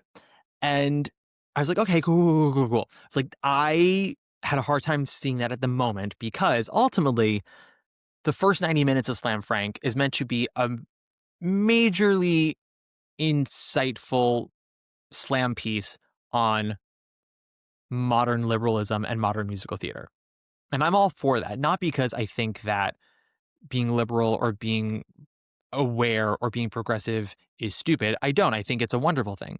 But I think a lot of it is very performative. And I've talked about this about modern musical theater, of how performative it actually is and how pandering it is. For all of the shows that have done stuff that I enjoyed, there's something about all of them that have annoyed me. I think that there's a lot of creativity and intelligence to stuffs. I find stuffs to be pandering. Maybe less so once it's traveling the country and going to cities where the audience is less like-minded. Maybe then it'll be challenging. But in New York City, the majority of people sitting in that audience agrees with the politics of stuffs. And so when characters are doing a girl bossy moment, it's not changing minds. It's a rallying cry, which is its own form of power, but it does not change the world. It just incentivizes the already converted. Same thing with a Kinky Boots that says, like, being gay is being fabulous and, you know, enjoy the rainbow, taste the rainbow. It's like, yeah, 95% of the audience already understands that and agrees with that. They're patting themselves on the back with that one. And it's the same thing with Slam Frank. Every time a moment happens, that's like a you go girl moment. And I'm not just talking about women, but like anything. Anytime there is a you go get it moment, the audience kind of forgets that it's meant to be commentary and they just applaud. They're like, yes, I agree with that. And then the final 20 minutes takes a very hard pivot in tone and becomes brutally attacking the mindset of the audience. But the audience has already forgotten that this is a show within a show. My argument was, I think that the first 90 minutes are not hard enough for a parody of modern musical theater and modern liberalism. The first 90 minutes are, I think, kind of softball in that respect. The music is very well done. The lyrics are incredibly concise and clever. And it's not that the jokes are bad, but it's all very light bites. It's a little Heathersy, if I'm being honest. And I think that for the first 90 minutes, they could go harder, especially if they really want to have those last 20 minutes land. There's also the question of what is real. What is the show within a show? I don't think the writers have fully figured that out yet. There are moments where you're like, is this the actor saying this or is this the character saying this? What's the logistics of this all? I think they kind of need to take another pass at the logistics of this show within a show. I also think that there can be more evidence of this being a show within a show outside of the opening monologue from the artistic director who's performing in the show as well. And I think like one or two shots of his headshot. Other than that, it's pretty much straight through. And I think we can have a bit more of the reminding us that we are watching a theater company's version of the Diary of Anne Frank, because that also adds to the ridiculousness of this all. Because for some people, they forget that this isn't like a fake musical about Anne Frank. This is meant to be a musical adaptation of an already written play. That is Slam Frank in a nutshell. If you have more questions, you can always ask me on Instagram at MacHop, like usual spelling. Number 16, we have Bat Boy. We've spoken about Bat Boy already on this podcast, so I will simply say that this was the New York City Center annual gala presentation directed by Alex Timbers, starring Taylor Trench, Carrie Butler, Major highlights were honestly those two performances. Carrie Butler in particular was giving an extraordinarily phenomenal diva performance as Meredith. Obviously, she has a history with the show, having played Shelley in the early 2000s, so she gets this show. It's under her skin. And Batboy, similar to Urinetown, similar to, Heathers or even Slam Frank, it's a very hard tightrope to walk of the B movie pulpy camp horror aesthetic. Harry Butler fully committed the entire time and also sounded incredible. Like not a single hour has passed since 2001, which is insane. Taylor also, as Batboy / Edgar, was able to really kind of get into a same mode as Carrie and sounded pretty strong in the role. And as we know, I have played Batboy, so I can tell you that role is a bitch to sing. So the fact that, he even got through it, that anyone gets through it, I applaud them. Downside is similar to Heathers. There were some changes made to Batboy, and unlike Heathers, where there were moves that were either lateral or like slightly improved, Batboy for me, there were changes that were either lateral changes or they were negative changes. The lateral changes are things like random lyrics being changed for the opening number that I don't understand why they were done. That's something that only makes sense to the creative team. Most of Act 1 has been rewritten, and I don't understand it. The subplot with the town and the cows have been rewritten, and I don't understand that. The other small town characters have been expanded, and I don't understand that. Shelley and Edgar's Act 2 song used to be Inside Your Heart, and now it's called, I think it's Mine All Mine. Yeah, Mine All Mine. And that's a lateral change for me. It does the exact same job as Inside Your Heart. It's less funny, and it also doesn't quite sound like the rest of the score. It sounds a little too contemporary based compared to the rest of the score. But it's not a bad song, and I'm not angry that it's in there. I prefer Inside Your Heart, but this is not like such a terrible change that I'm like burning the theater down to the ground. This production also, I thought, made good use of the space. City Center is a very large theater. It's over 2,000 seats, and Batboy really should only be played in theaters that are less than 200 seats. It requires intimacy. It requires sort of Judy and Mickey putting on a show in the barn, slapdash, $5 budget aesthetic. That's what adds to the charm of it, adds to the humor of it, as well as the doubling of roles and using puppets for animals for the sex orgy in Act 2. Don't ask questions.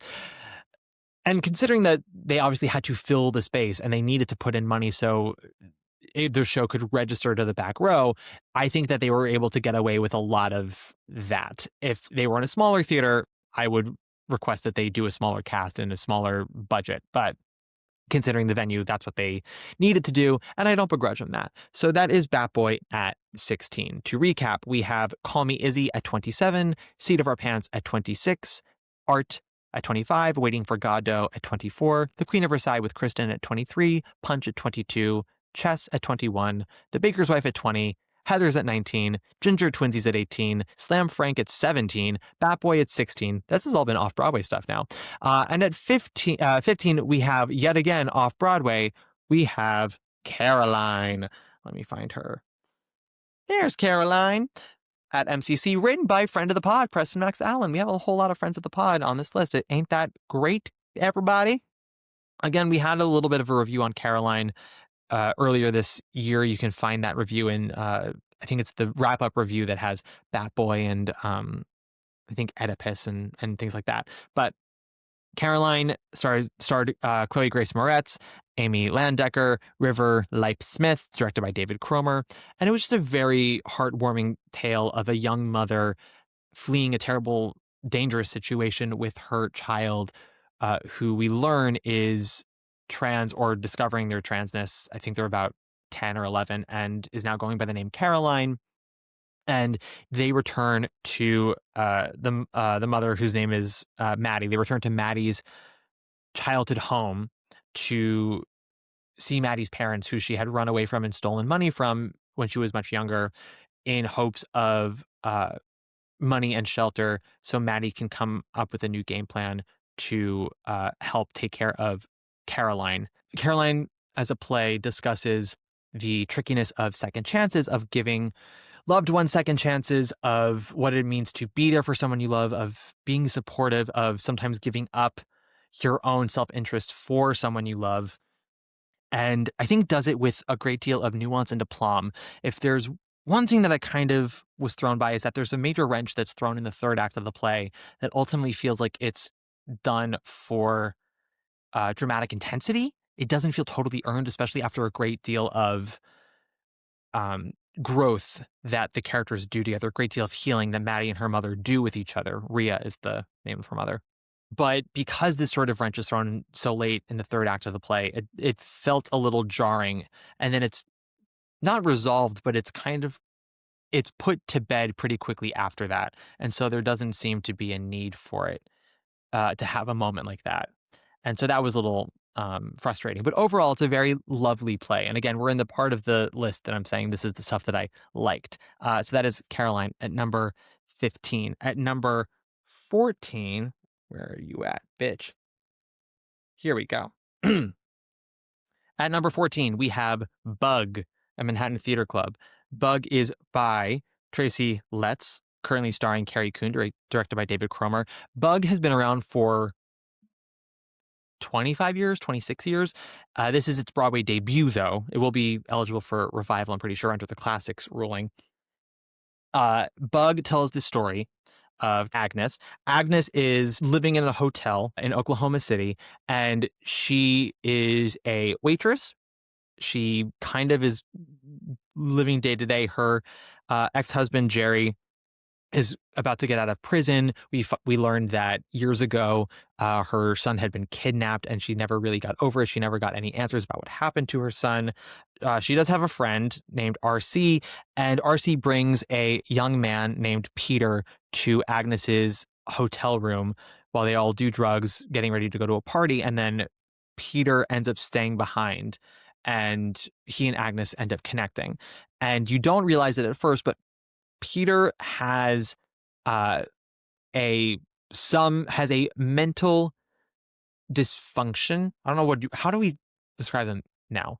But no, he has a mental imbalance. He has a paranoia that we don't totally clock at first, but eventually we come to realize that it manifests in Peter seeing bugs, like genuine insects. But it's not just that they're insects, it's that those bugs are implants of the government.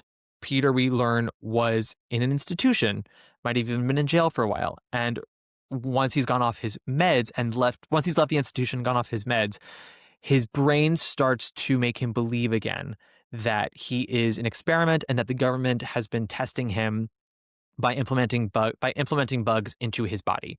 And through osmosis and manipulation and coercion, as well as her being just in a weakened, vulnerable state to accept this delusion, Agnes has got on board with Peter's paranoia as well. And as a play, Bug is a slow burn. It's always been a slow burn. It's always been a weird play. That said, this production at Manhattan Theater Club leans into the play's weaknesses and exploits them rather than leaning into the play's qualities and promoting them. The best way to go about doing Bug is it needs to sort of feel like a pressure cooker. You have the first two scenes that can be kind of slow, but still can be enjoyable, a little funny, a little odd. And then as the evening continues, it gets more and more tense and more pressure feels put upon from the outside, until eventually Peter, we should feel has a little bit of something off about him, but still has a charm and a vibrancy about him. The charm and vibrancy goes away and the danger just fully takes over. And you watch a woman who could have been fine get fully enveloped in a conspiracy. And the production gets to the final impact of that. The last 20 to 30 minutes, I think the production does ultimately nail. It's the hour and 10 before that is difficult. And I don't know if Bug has always been done with an intermission. I feel like it has. But even so, the first act of this show, especially in this production, is done so quietly and so calmly that when the lights went up for intermission, there were people around me who were like, that's it? what's to keep me here? And to their credit, most of the audience still stayed, but a lot of people were confused as to if anything had happened at that point. I think part of that is Cromer as a director. Cromer is not someone who I necessarily equate with danger and bubbling intensity. I find that Cromer's at his best when he's doing kind of not quiet pieces, not quiet pieces, but like he does quiet well and he does dropped in very well. I think about Caroline, I think about The Band's Visit, and I think about his production of Our Town. And, Dead Outlaw definitely was not as dropped in as those shows, but it had a lot of ASMR elements to its production, to the point that I know a lot of people who saw it on Broadway and were quite bored. And I don't know if Cromer was the right director for this. I don't know if he, as a director, could helm a production that would get weird enough and intense enough. And that's also evident in Namir Smallwood as Peter, who is ultimately just not. Again, I hate to overuse words, but he's not dangerous enough. This is a role that really launched Michael Shannon's career as an actor. And think about Michael Shannon and sort of what he does best. Even speaking of Bug, he's got these buggy eyes, and he has an intensity about him that even when he's in neutral, you're always kind of wondering, what's he going to do? There's something unknowable, untenable about him. It's why I always wanted him to play Sweeney Todd. And even when he's sitting and stewing, there is an energy about him that makes him so watchable. And not in a like charismatic, oh, I want to get a beer with that kind of way. In a like, I have no clue what this fucker's about kind of way. And that's ultimately what the character of Peter is. It's a really great use of Michael Shannon. And Namir Smallwood ultimately plays Peter as a very quiet, very go with the flow kind of guy for over an hour, to the point that like, I don't know if it was the direction or if it was him, but I found him very unmemorable for the first hour. And you need Peter to be memorable because you need someone where we can understand how, like the bugs that Peter imagines are under his skin, Peter is a bug that gets under Agnes's skin and burrows within her and pollutes her brain. And we don't ever really see that happen. We see Carrie Coon as Agnes try to justify that for us, but she can't really go to the places she needs to go because the production does not help her. Carrie Coon is a phenomenal actress, and she does a really good job in this show, especially in the last 20, 30 minutes. She really, gets to a manic state that doesn't feel put upon, but it does feel disconnected from the rest of the show because, again, this production does not help push her in that direction. She kind of has to get there herself, and it's a lot of work for one woman to do. As I said, I enjoyed a lot of this. It's not the worst thing of the season. It's not the best thing of the season. I wanted to enjoy it more than I did. But that is Bug at 14, everybody. Again, if you have more questions, anything that I didn't cover, you can ask me on Instagram, or you can even write it on the Substack. Make sure you join that if you haven't. In terms of nominations, I would say probably just Carrie Coon, maybe set design. There's a big set change in the last 20 minutes of the show that's very impressive. And it had the audience definitely wowed. But other than that, other than Carrie and maybe the set, I don't really see much else happening for Bug. Next up at number 13, this one's also going to annoy some people. We have Two Strangers Carry a Cake Across New York. If you listened to my review of that show a few weeks ago, you'll know that I do not dislike this show. I do not love this show. I feel I don't want to, shit on people who are really big fans of this, because they're fans of this on the Discord who really have spoken its praises. And I wanted to love it. I really wanted a show that could come in and be the maybe happy ending or the gentleman's guide of the season, a show that I could champion. And I'm a big Anglophile. You know that I love my British shit, and I love rom-coms, and I love, intimate pieces. And there's a lot to like about Two Strangers Carry a Cake. There's a lot to admire. I think that this show ultimately is fine. It's cute. The word that people often said was charming. A lot of people said the same thing about The Baker's Wife. Charm is a little different for me. Charm is something that can entice you, that can seduce you, that you ultimately can be won over by. Cute is something that you can acknowledge, but you're always a little bit at a far from. And for me, Two Strangers is cute, not charming. I think what's charming is Sam Tutti in the main role of Dougal, but Dougal as a character I do not find charming. I think Sam Tutti is a charming performer who works a miracle with a role that ultimately is incredibly annoying on paper. The basic premise is Dougal is English and comes to America for the first time to go to his estranged father's wedding. His father, who he has not seen for the better part of 10 or 15 years, his father is now an incredibly successful businessman living in New York. And Dougal's father is marrying a woman much younger than him, and that woman's sister is Robin. Robin is only like 2 or 3 years older than Dougal. And Robin, through reasons we come to find out later, is basically penance, is doing all of her sister's bidding leading up to the wedding, including picking up Dougal at the airport, dropping him off at his hotel. And Robin also has to, help with her sister's wedding dress and help pick up the cake from Brooklyn for the event. And ultimately, Dougal accompanies her, and they end up having an adventure all over New York one night. And we learn that Robin is working a dead-end job in a coffee shop. She moved from Brooklyn out of her grandmother's house to Manhattan to be closer to her sister because she loves her sister. She's kind of obsessed with her sister. She talks about growing up always kind of wanting what her sister had. She and her sister lived with their grandmother growing up. And Robin has not seen her grandmother in 2 years, has not spoken to her in 2 years. We never really find out why. The show does not make that clear, and the show does not really give Robin any incentive for doing so.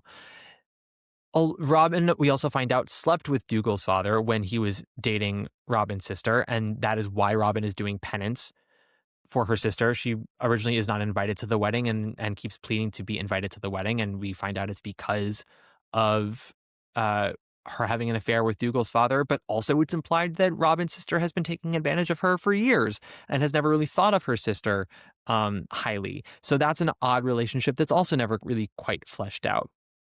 On top of all this, the show has all of these, I guess you could call them red herrings, that don't really go anywhere. Robin's on Tinder and swiping with guys, and Dougal helps her with swiping and helps her with a guy she might like, and that all sort of connects. But then Robin doesn't end up meeting with the guy from Tinder because ultimately the show wants us to believe that Robin and Dougal fall in love at the end, and it's a romance that I don't buy. At the beginning of the show, I thought that maybe it was going to flip it on its head, and you would think that this was going to be a rom-com, but actually no, it becomes about two lost souls who find a meaningful friendship. And that, I think, is far more potent than a forced, quick romance. Now, for some people, romantic love is the greatest love of all. We see so many stories that it's like, it's not just romantic love, it's love from your parents, love from your sibling, love from your best friend. And I think that being a love that you need in a moment of need is a really interesting thing to discuss. And having it not necessarily be romantic, just someone being there and caring for you. And in a lot of ways, Two Strangers Carry a Cake Across New York does do that, but it ultimately cannot resist the going for the romance in the second act, which I wouldn't mind if I bought it, but I don't buy it. Part of that is also similar to The Baker's Wife, is that for a show that has a very short plot, it takes its sweet time doing so. It is a 2-act. It is a little over 2 hours, and it doesn't need to be. This could easily be 95 minutes with no intermission. There are songs that are very well crafted that tell you a great deal about the characters, and then there are songs that I feel like are in there because it's a musical, not because the songs are required. And similar to something like a chess, there are songs where the music goes so hard in times where I don't think it's necessary, but they are tuneful. The lyrics are well crafted. The set and the staging are inventive. It's all on a turntable. The set is made up of various suitcases that open up and create different locations in New York City, and that's quite nice. Yeah, this is. I feel like I'm shitting more on this show than I mean to. It's more that this show has fans who have told me that this is that this is not only far and away the best musical of the season, which it is, but that it would be in another season, and that this is gives people hope for the future of musical theater, which I think is a lot. But I mean, go off, pop off, sis, if you want to. It's not doing terribly well at the box office right now, and a lot of people have also asked me why that is. And the truth is that I think that there are a lot of people like me who have gone to see it and have been like, it's cute, and had not gone on any further. People who are not hating it, but people who are like, let's all calm down. I don't think this is the greatest thing of the season. And people have been trying to compare it to maybe Happy Ending, which is also a small show that, got great reviews and had to kind of struggle to find its audience. But the difference between these two shows is that maybe Happy Ending A did overall get stronger reviews than Two Strangers. Two Strangers did get a critic's pick from the New York Times, but then again, so did Queen of Versailles. And the rest of the reviews for Two Strangers were mostly positive, but a couple of mixed and a couple of negatives. It wasn't overwhelmingly raves. And maybe Happy Ending had a word of mouth situation that was so intense that you look at the grosses for maybe Happy Ending, and it was on an upward trajectory from the get-go. It didn't start reaching the $1 million club until around March or April of its run. But even in the December, January times when it was tough and it was, still like the little show that could, it wasn't doing terribly, and every week it was doing a little bit better, which showed that word of mouth was working. And Two Strangers is kind of fluctuating in the danger zone. And I think that's all you need to know of where the word of mouth is. For everyone who loves this show, there are plenty of people like me who were sort of like, it was fine. And I think that divide is what's keeping people who are curious about it from seeing it. If the show were taking off, it would take off. And I don't mean it any harm. I liked it perfectly fine. It's at number 13 out of 27. But I think it's worth. I'm just annoyed by people who get very loudmouthed about it. But I get loudmouthed about shows too, and people get annoyed by me all the time for it.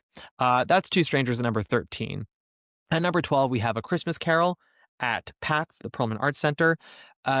This was a very delightful afternoon at the theater. I missed this production when it played Broadway in 2019 at the Lyceum. It is co-conceived and directed by Matthew Warchus. Warchus.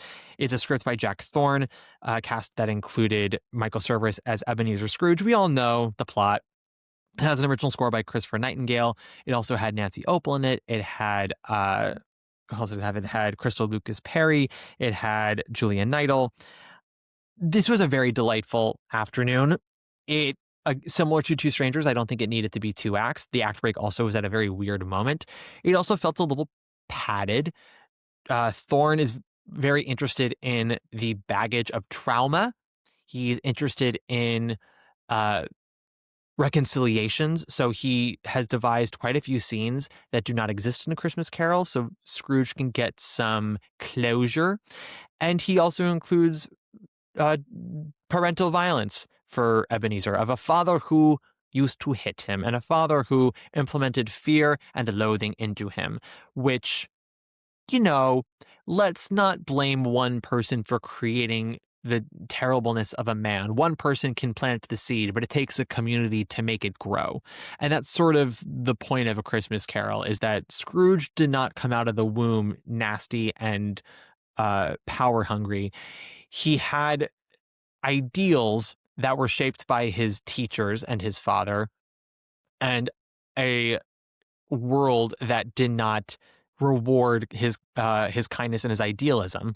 It rewarded his motivation and his urgency and his desire for success.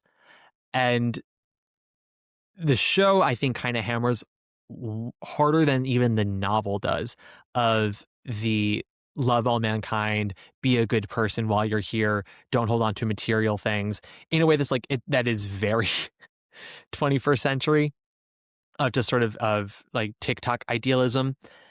That said, what I think keeps it from being overly saccharine is Warchus's production. The design, the staging, the company, all top notch and really, really beautifully, excitingly done. Like watching it after having seen a few other shows before it that I was less than interested in, with Christmas Carol, I was like, oh, this is what a real director does, is what Warchus does with this production. And it was so enjoyable. I really, really, really had a lovely time.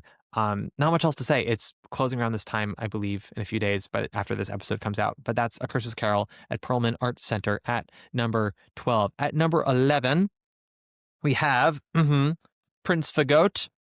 That has also closed at Studio Seaview after having a successful run at Playwrights Horizons.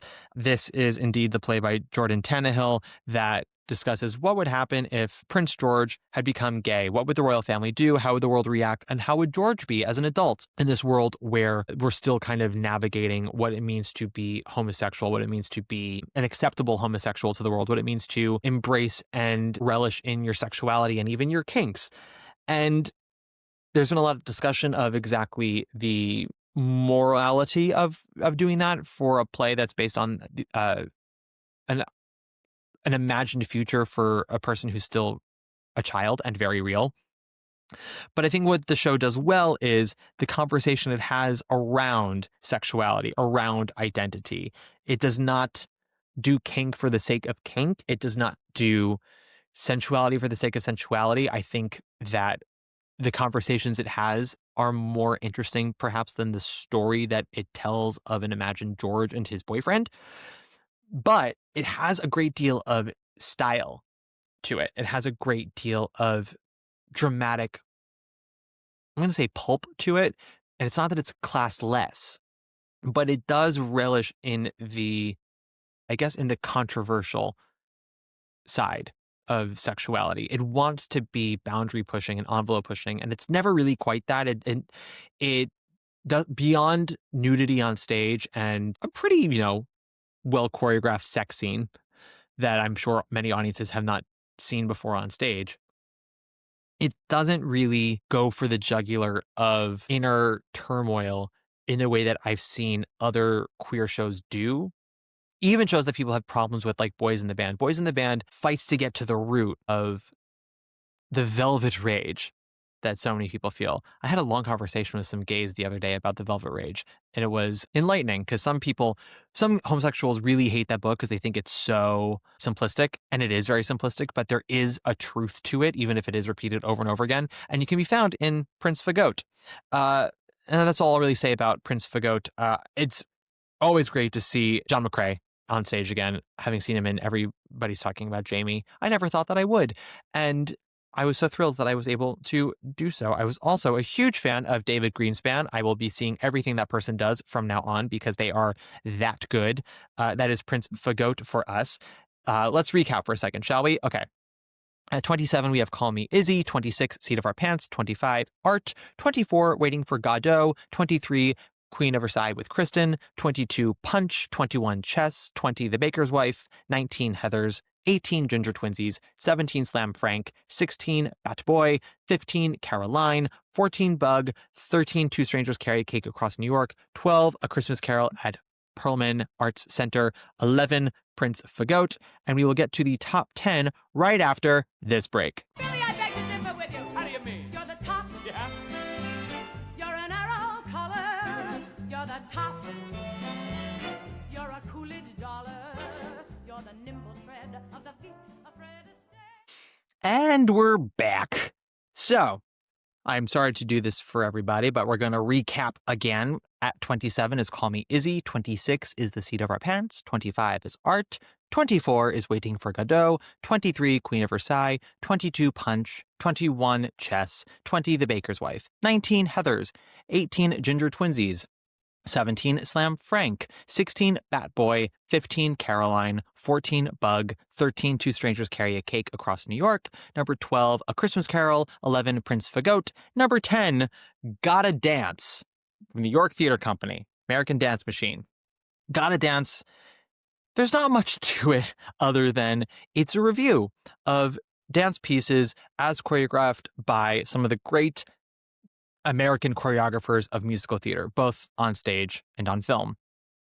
And it includes such incredible numbers as I'm a Brass Band from Sweet Charity, as the pas de deux in the Dance Within a Dance of Singing in the Rain between Gene Kelly and Sid Charisse, Moses Supposes from Singing in the Rain. It also has Music in the Mirror from a chorus line, as well as One from a chorus line, Mr. Monotony from Jerome Robbins' Broadway. It also has, or some other ones that it does. It does Sing, Sing, Sing from Swing on Broadway, Simply Irresistible from Contact, All I Need is the Girl from Gypsy.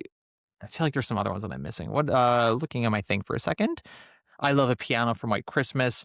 But ultimately, what this piece did for me, and I hope would do for others who saw it, is it kind of highlighted how shitty a lot of choreography today is on Broadway. Because I feel like I'm a broken record here, but choreography is not just about impressive dancing. It's not just about an audience watching and going, I can't do that, but they can. That's amazing. That's an element of it. That's part of the reason why Glitter and Be Gay is such a baller, aria in musical theater, because watching a soprano hit those notes is like, fuck me sideways. That's incredible. But it also has to be earned. And especially in musical theater, the difference between musical theater and a dance recital is that there's a story to be told. There's characters happening. The choreography is not just impressive, but it also fits the world in which it's being told in. It fits the character. It has a build to it. An audience builds up anticipation for it. And so much modern choreography today is sloppy. It is throwing all the spaghetti at the wall immediately, shooting its load immediately. And you don't get precision, you don't get refinement, you don't get character, and you don't get story. You mostly will get energy. And sometimes it's decent energy, but you don't get a lot of attitude. And watching Gotta Dance, you watch what Michael Bennett does with One, which is a perfect finale. And you see just how simple a lot of it is and how quietly it builds, and how he's always shifting perspective and shifting the shapes of the group and constantly keeping you on your toes of when exactly the piece is going to explode. You want it to build and almost get there and then come back down, and then build a little bit higher and then get back down, and then finally it explodes, because you don't need backflips and cooter slams to get an audience cheering. You need to just build up the tension, build up the excitement. You think about Alfred Hitchcock talking about suspense versus shock. He says 9 people are at a dinner table and a bomb goes off. You get 10 seconds of shock and then it's all over. But you show the audience at the beginning of a scene that there's a bomb under the table. Then for 10 minutes during that scene, the audience is in constant suspense and constant tension, because they're like, when is that bomb going to go off? And that is ultimately the explosion of when a dance pays off in spades. You think about, speaking of Bennett again, you think about Turkey Lurkey Time. That is a number that builds to a climax that it shouldn't earn, but it does. And songs like I'm a Brass Band, which is Fosse, Fosse had done some of his more acrobatic staging. You look at, his version of Sing Sing Sing from Dancin', or you look at some of All That Jazz, and there's plenty of, incredible leaps and lifts and turns, but he also can make the most out of so little. And he always had an image in his brain. And you wonder, where is that now? There really isn't any of that right now. Think about it. Really think about it. Think about something like Big Spender from Sweet Charity. Compare that number to anything else, just in the simplicity and how iconic its imagery is, and how much it makes you wait and wait and wait and wait. Think of, let's look at Jerome Robbins for a second. Let's think of Cool. Oh, they also did Cool from West Side Story. I forgot. But his original Cool, and you think of the attitude about it, and you think of the Jack Cole angles and how it's always it's like an MC Escher painting. It's just always moving at a disorganized angle that makes sense but doesn't have a lot of clarity. And today, when we're choreographing something like Cool, it just becomes constant motion and constant swooping and constant, jagged punches. And it's not just about the aggression of an action, but also about the suppression of wanting to do more. And having to force your character to hold it until they really can have the space to explode with it.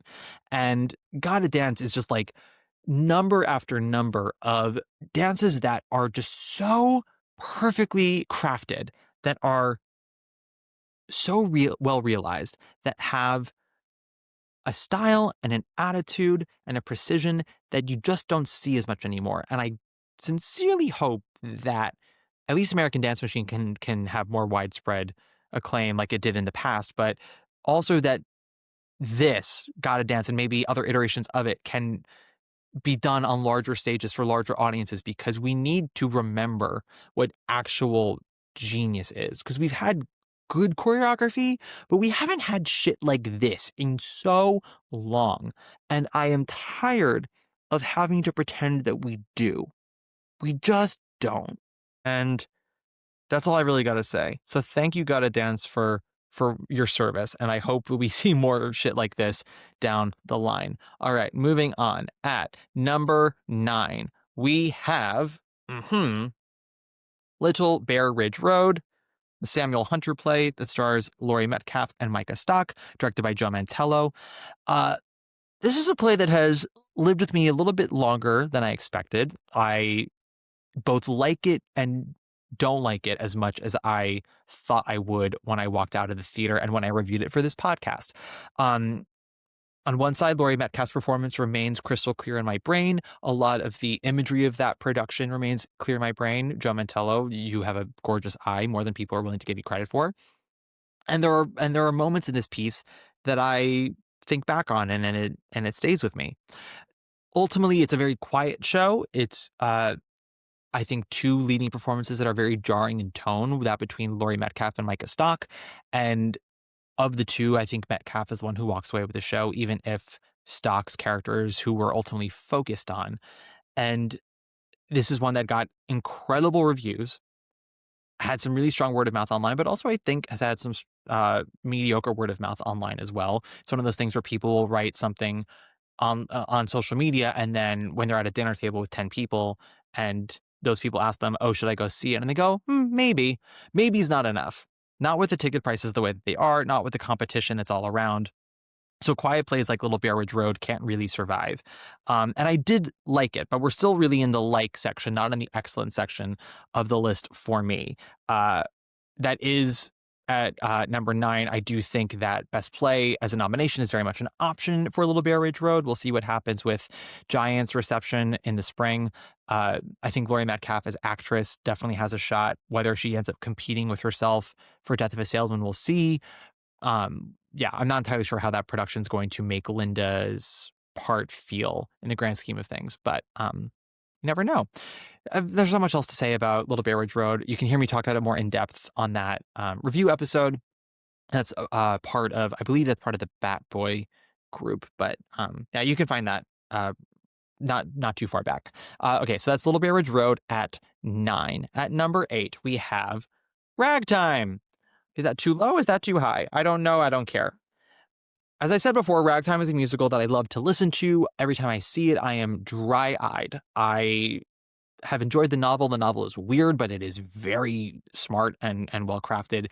It's a solid adaptation of the novel. It gets a lot of the events in time. It weaves all of the plot points together in a way that's not super confusing. There are some timeline issues in Act 2 that I don't think the show has ever properly addressed, or the creative team has never really properly addressed. And I think only some people ever really catch. It does need a production that can spearhead it creatively with, really, really well realized imagery, and with an urgency and a vitality and a pressure that can make you forget about any of the other issues you might have with the piece.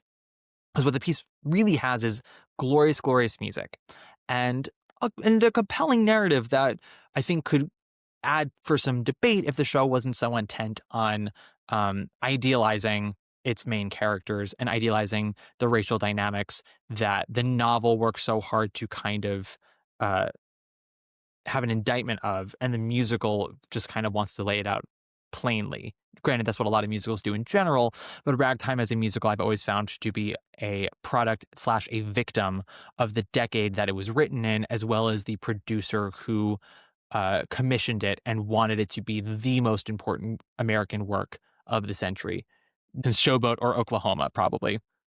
And a lot of people think that it is, and that is their prerogative. I think that it is a lot of really great craft and a lot of phenomenal music that ultimately adds up to something that I don't buy. That's sort of me with Ragtime.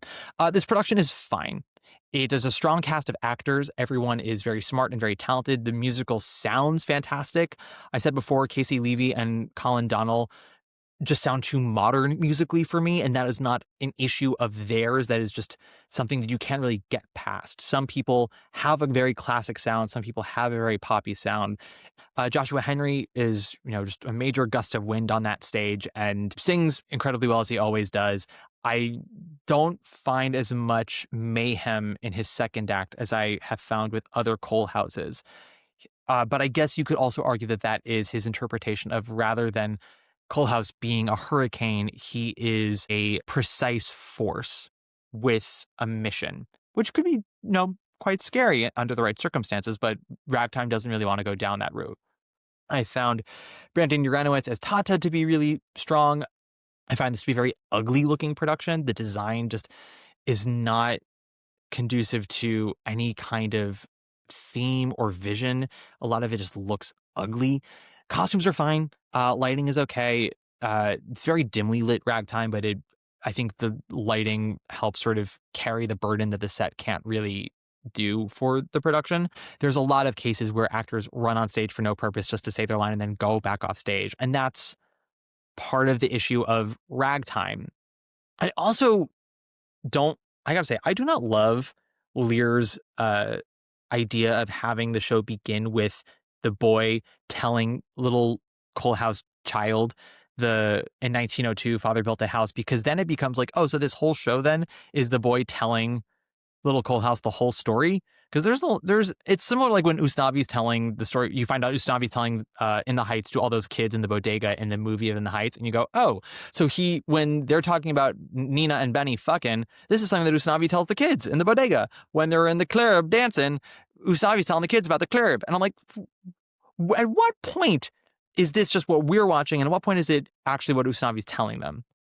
And I know that's getting in the weeds of this shit, but I'm sorry, I can't help it. This is what I do, and that is, if you're going to make that the bookending narrative, if you're going to make that the storytelling device, I'm sorry, I'm going to think about it. It's going to lay on my brain. And it also just doesn't amount to much, because the kid comes on stage at the beginning and then on stage at the end. It's not like Once on This Island where the little girl is there the entire time and is woven into the story. This is, the kid pops up at the beginning and pops up at the end. And so then the question becomes like, why does he hear this story at such a young age?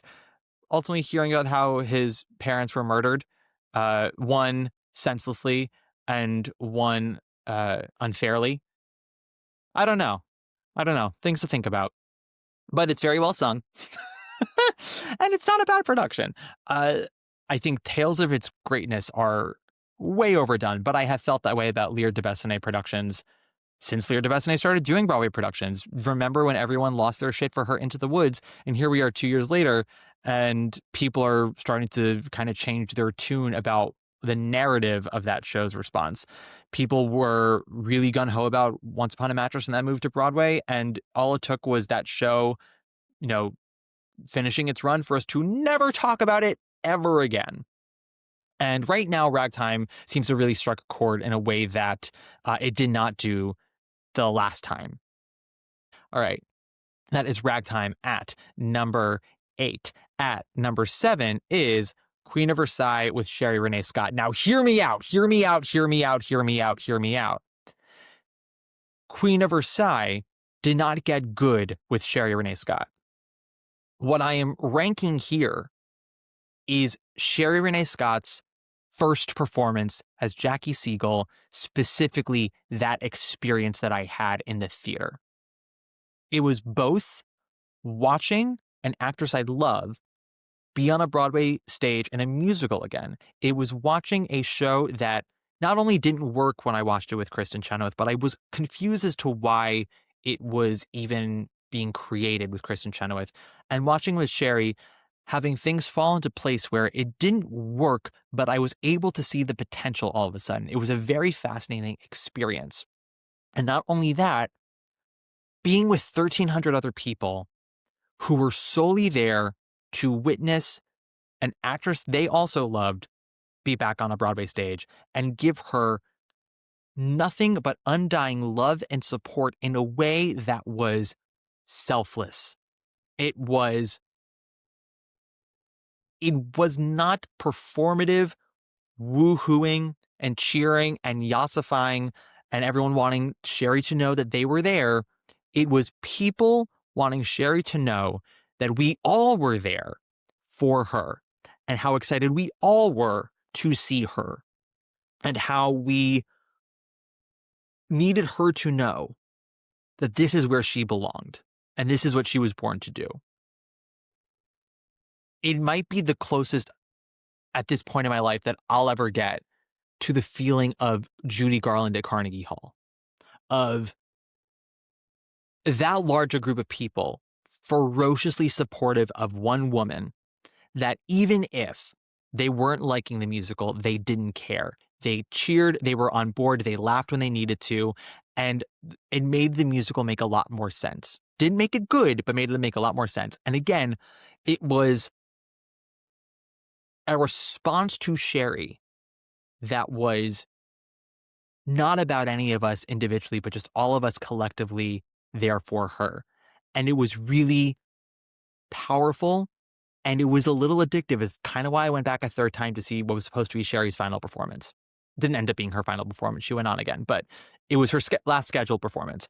And that third time was not as good. Sherry had gotten actually better in the role, but the audience was on board for like the first 30 minutes and then the quality of the show kind of got to them and they were less invested.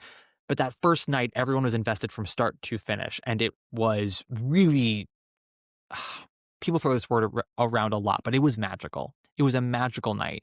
And I was so happy to be there and experience it. So Sherry and Queen of Versailles with her first night is currently at number 7 on my list. Not because of the show. Sherry did not make it all of a sudden magically incredible, but that evening was incredible. And for that, it will be at number 7. And number 6, we have Meet the Cartosians. Second stage is Meet the Cartosians. This play, in addition to, it has kind of connections to Slam Frank in a lot of ways.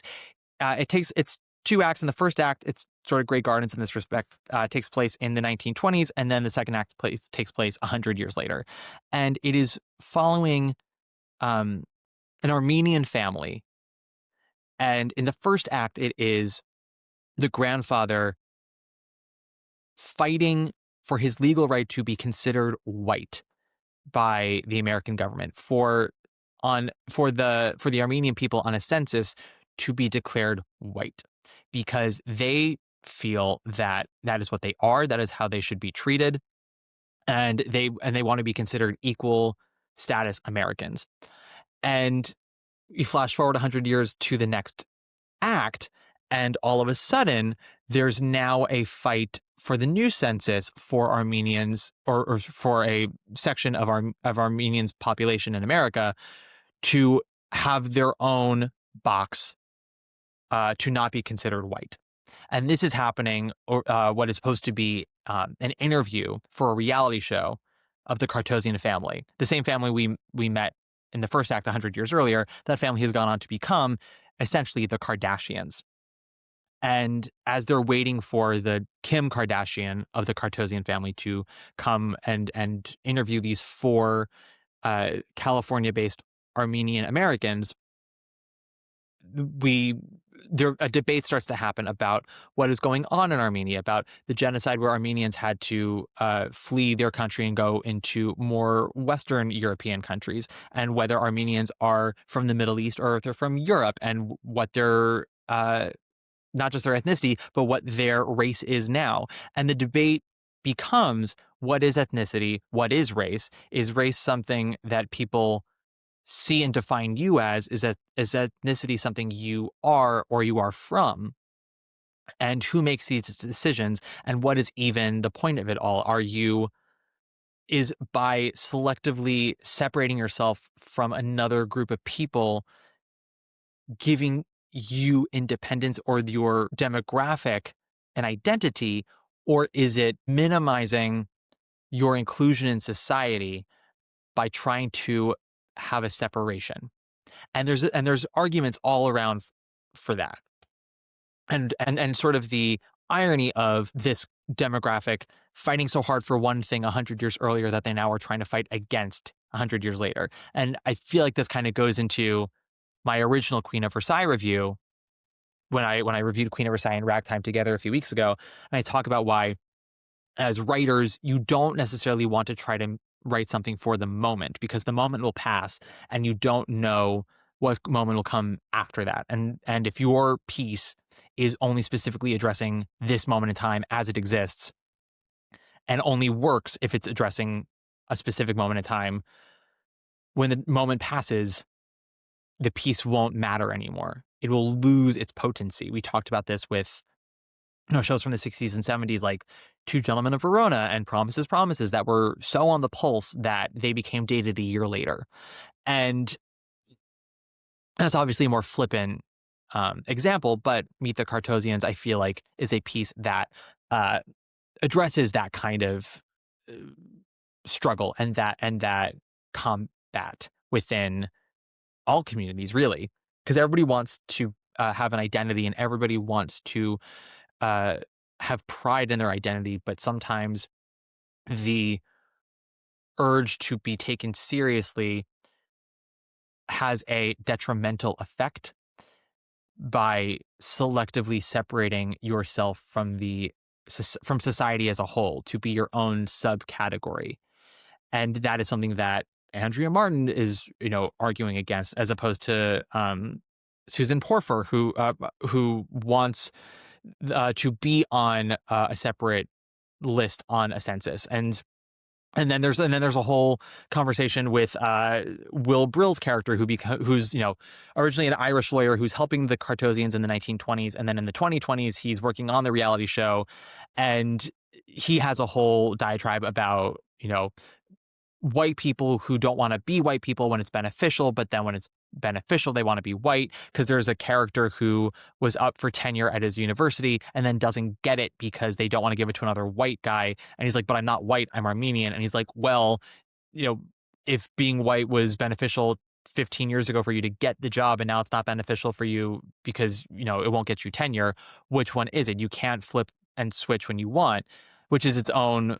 There is truth to that while also having an offensive element to that. But I also think that all truth is a little offensive, because what makes it offensive is that there's a little bit of truth to it. People magnify it and simplify it to the point that it becomes a stereotype and you no longer are able to have the conversation because it's also fueled with hatred and bias.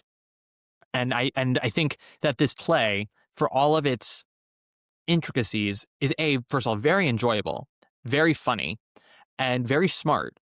And it's always nice to see a new play that has a lot to say, that doesn't go for the simple route, and allows its actors to really kind of just relish in the meat of the piece. If there's one thing I will say about it, is that the ending does kind of go on for too long. There's a sort of coda element that I don't know if I agreed with it.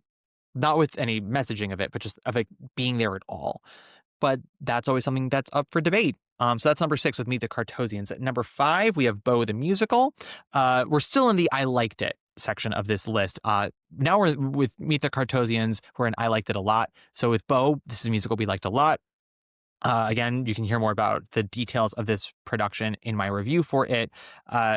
Highlights I'll just say is that I thought that this was a very exciting musical score. I thought that it had a lot of natural country twang to it. It had a lot of energy and heat to it, which I appreciated. On a storytelling level, I thought that it was a little, not half-baked. It's more than half-baked, but just attention was drawn to elements of the story that I care less about, and the things that I thought made it more interesting, like the relationship between Ace and his grandfather, Beau, I thought followed, story beats perfectly fine, but did not explore the intricacies of like Beau being a closeted gay man for so long, and maybe having a recognition of self with his grandson, who he had not known for most of his life.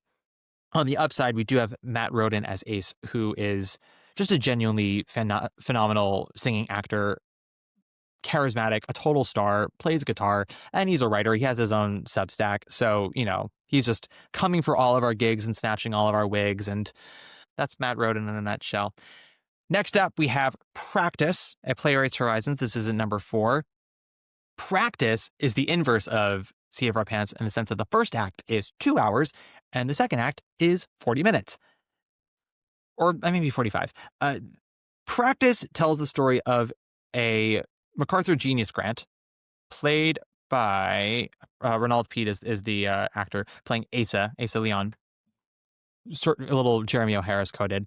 And Asa is a theater maker, a writer, a director, a content creator who is putting together a troupe of actors, of artists, in a church in Brooklyn for a piece that's going to be premiering in Berlin and then playing in London.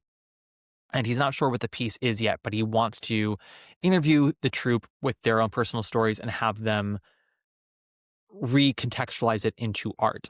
And over the course of 2 hours, over the course of a few weeks with this troupe, you watch him create a cult-like mentality. And spoiler alert, it ends up being on purpose. In the second act, when they finally do the presentation in what is a giant glass box that to them looks like nothing but mirrors, but to us is like a test tube, you learned that Ace's whole point was to see if he could create a cult out of actors. And the reveal of that for me was a little disappointing because I thought that for the first act, long as it was a really, I thought, powerful parallel of theater making and, studying acting and creating something that requires so much vulnerability and honesty of you and traveling through your past traumas and indiscretions and mistakes and figuring out what to do with it and try not to be exploitative of others, not exploiting you. And yet, because of that vulnerability, you are in a place where others can manipulate you and take advantage of you. And you watch this happen in this company and you watch people who are eager for approval because actors do want approval. And it's hard to know how well you're doing when you are only in control of yourself and you can't see the greater canvas and you can't help but compare yourself to others, but you also have no idea how you're comparing to others because you are not seeing it the way everyone else is seeing it. And you want to have the approval. You want to please the person in charge, the person whose talent and whose intelligence you think so highly of. And when you find that somebody is not taking it as seriously as you start to turn on them. You think about any kind of acting class or any studying program, and when it requires that much intensity, that much of you, it does ultimately become like a cult. And I thought that the first act did a really marvelous job of exposing that. So for it to become intentional on Asa's part in the second act was a little disappointing for me. But what it does do is, in the second act, the company, we flash forward a few months later and they're in Berlin performing this piece. And it is a 45-minute, 30-minute performance art where they are recreating the traumas that they have discussed in earnest with each other. We're talking about sexual trauma. We're talking about addiction and family drama, things that were said in confidence that then are recited by other members of the company in almost a mocking tone. And everyone is basically faceless and everyone is portraying everyone else. So no one even gets to hold on to their own identity. No one gets to tell their own story in this piece. Their story is nothing but fodder for a theatrical endeavor. And part of you wonders, as you're watching it, how brainwashed are these actors? Because one actor does leave in Act 1. They escape because they are not on board with what's going on. And you find out that a lot of these actors signed on to do this knowing what the piece was supposed to be, and yet they still did it anyway. It's like in the menu when you find out that Nick Holt's character knew everyone was going to die anyway, but he so wanted to experience the restaurant and the food that he was willing to sign away literally his life to enjoy it. And so you have all these questions as you're watching this really kind of ridiculous performance piece. And then when the piece is over, we cut out and we come back, and it's a few months later, and we're now in London. And we see one of the actors warming up on set as another actor is looking for their water bottle. And it seems like this kind of totally random, unnecessary, unimportant moment. But what it's telling you is that after everything we've gone through, after the weeks of trauma bonding, of mental gymnastics, of manipulation and deception, of sexual politics, of, one actor sleeping with Ace's husband and that husband telling Asa and Asa revealing the affair to everyone in class during an exercise, of someone talking about, their own childhood trauma and baggage and all these things, all of this constant back and forth in the power plays. There's an issue with jelly beans. Asa makes a whole thing about jelly beans. I don't want to get into it too much, but like the jelly beans play a big part in terms of trust and everyone turning on one member of the company and again manipulating this member for dramatic gain, and everyone having this be revealed to them and being done in the performance, and the performance becoming this sort of mockery of everything that they went through. And then it just becomes a job. We flash forward a few weeks later, they're in London, they're at the National performing this, or wherever they are. And now it's just a job. Now it's something that they're doing 8 times a week after all that they went through. And that's kind of the crazy thing about theater, about, training your body to trick itself into being depressed, being sad, being joyous, being turned on, being angry, being villainous.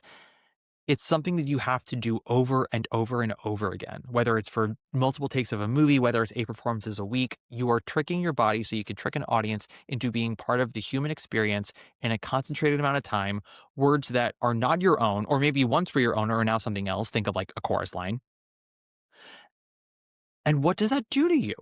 Do you have to disassociate after a while? Does it take a toll on your body? Or does it just sort of become a job after a while? Do you become numb to it? And that was so fascinating for me with practice. It's not perfect. It's definitely goes on for too long. And I did not enjoy the reveal that it was intended to be a cult. Because again, I thought that took away from the not so subtle, but still underneath the surface parallels between a cult-like mentality and theatrical studying.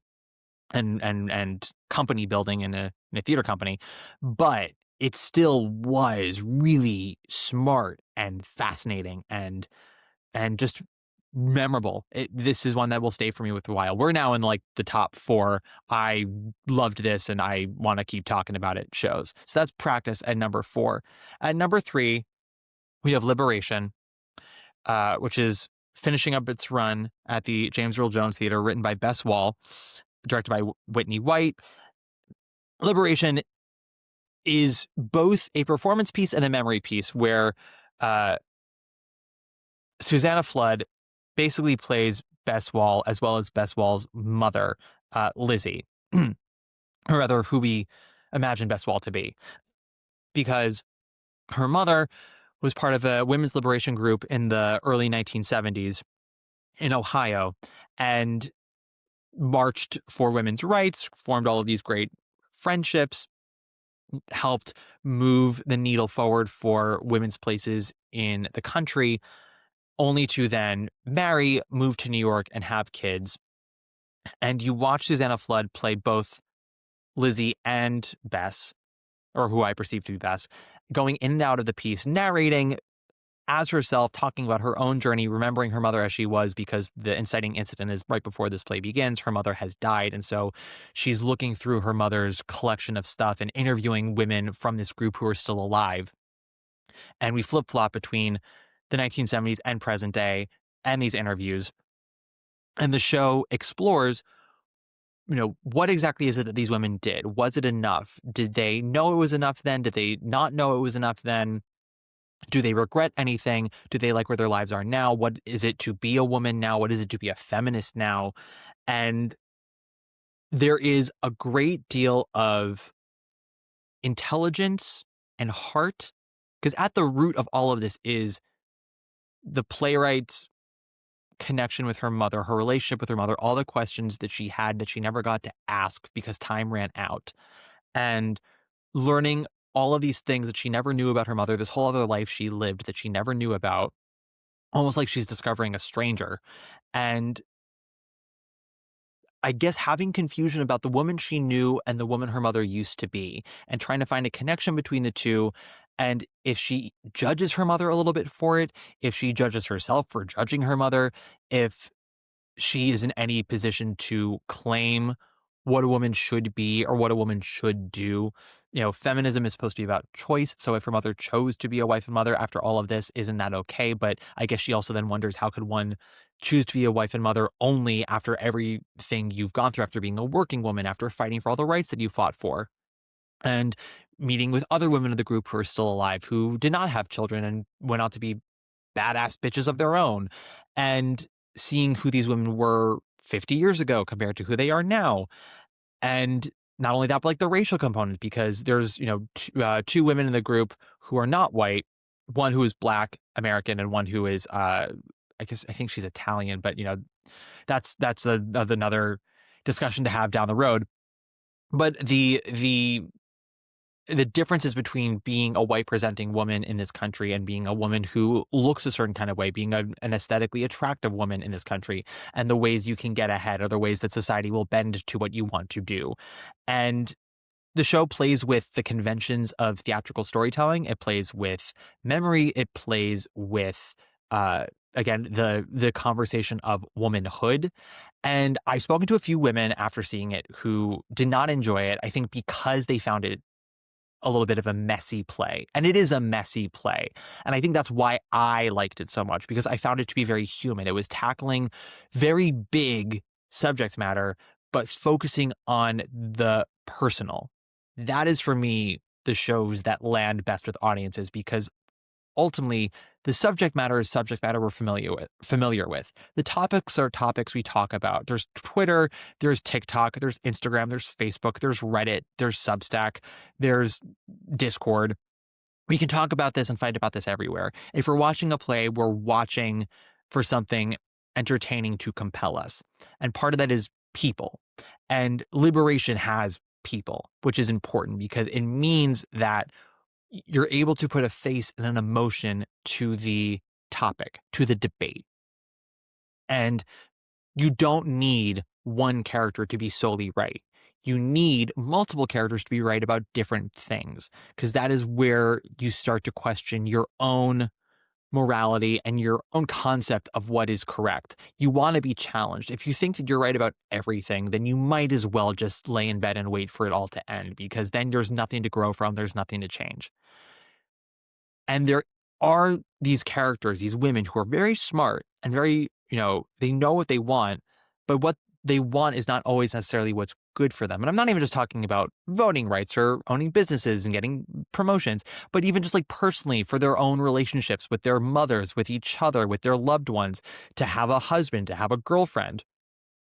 One woman who's like, the thing that she loves the most and wanted most in the world was to sell her car and get a motorcycle. She eventually does, and a few years later, she dies because of it. We don't see that. That's something that's explained in the end. Sorry for that spoiler.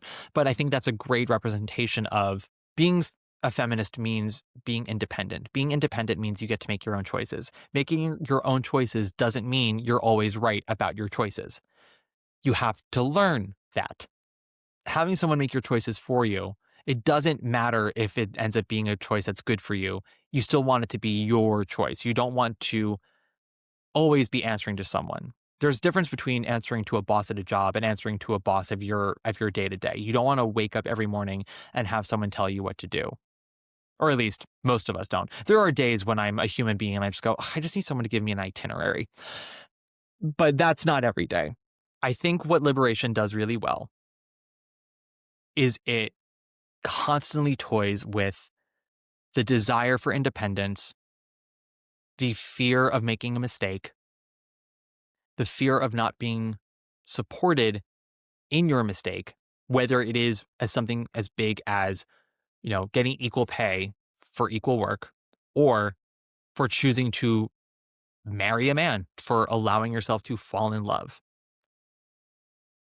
And it doesn't answer any of those questions, which I think is important. It asks them, and whether you think that they are mundane, been there, done that, or if you think that they are being asked because they are still prevalent, because that's sort of the thing that Liberation ends on, is like, we're back to where we started. In fact, we're kind of getting worse off than where we were. And there are characters who debate that and say, no, there are things that are so much better now than they ever were.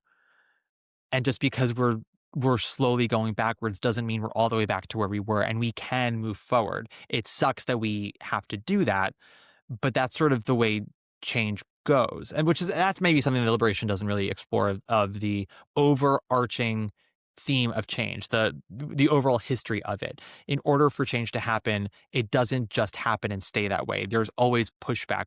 We if you look at history over hundreds of years, let alone thousands of years, it does take a while for things to just become the natural order.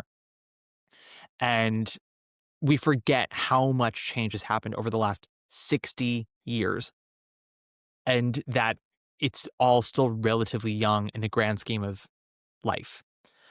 And I found it very moving. I found it very powerful, very funny. A lot of cigarette smoke. A lot of people were coughing, which is frustrating, but I liked it a lot. This was a number 3. I did not expect to like this as much as I did, because I think people were so up on its quote unquote importance that I found it hard to take it seriously walking in. I don't think that importance makes the play good. I think the play is good and it tackles things that we should always be talking about. And that's Liberation number 3. So 27 is Call Me Izzy, 26 is Seat of Our Pants, 25 is Art, 24 is Waiting for Godot, 23 is Queen of Versailles with Kristen, 22 is Punch, 21 is Chess, 20 is The Baker's Wife, 19 is Heathers, 18 is Ginger Twinsies, 17 is Slam Frank, 16 is Bat Boy, 15 is Caroline, 14 is Bug, 13 is Two Strangers Carry a Cake Across New York, 12 is A Christmas Carol, 11 is Prince Fagote, 10 is Got to Dance, 9 is Little Bear Ridge Road, 8 is Ragtime, 7 is Sherry Renee Scott's First Night in the Queen of Versailles, the experience of it, 6 is Meet the Cartosians, 5 is Beau, 4 is Practice, 3 is Liberation. Oh, I should also say, Tony-wise, I think a Best Play nomination is expected. I would argue Susanna Flood is the lead of this show and will probably be considered as such. I don't know if that's been decided yet by the Tony nominating committee, but when that decision does come out, I think she'll be considered lead.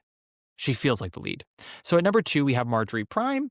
I don't think I've talked about Marjorie Prime yet on the podcast. If I have, I apologize for repeating myself. I'll be quick because, spoiler alert, at number 1 we have Oedipus, which is just at this moment my favorite thing of the season and remains such. But Marjorie Prime is also an excellent piece and is not as dramatically dynamic as Oedipus. The stakes are a little lower, but it is a very human piece taking place somewhere in the near future where humans are now using AI almost as a coping mechanism. We begin with June Squibb as Marjorie talking to a young man played by Christopher Lowell, who we learn is her husband as she wanted to remember him. He has since died, and so she's remembering him as his younger self, and she's feeding him memories so the AI can morph and develop and get smarter and be able to help Marjorie as an aid, as both a coping mechanism for her loss of her husband, as well as her own dementia that she is, or Alzheimer's that she has been diagnosed with and slowly dealing with.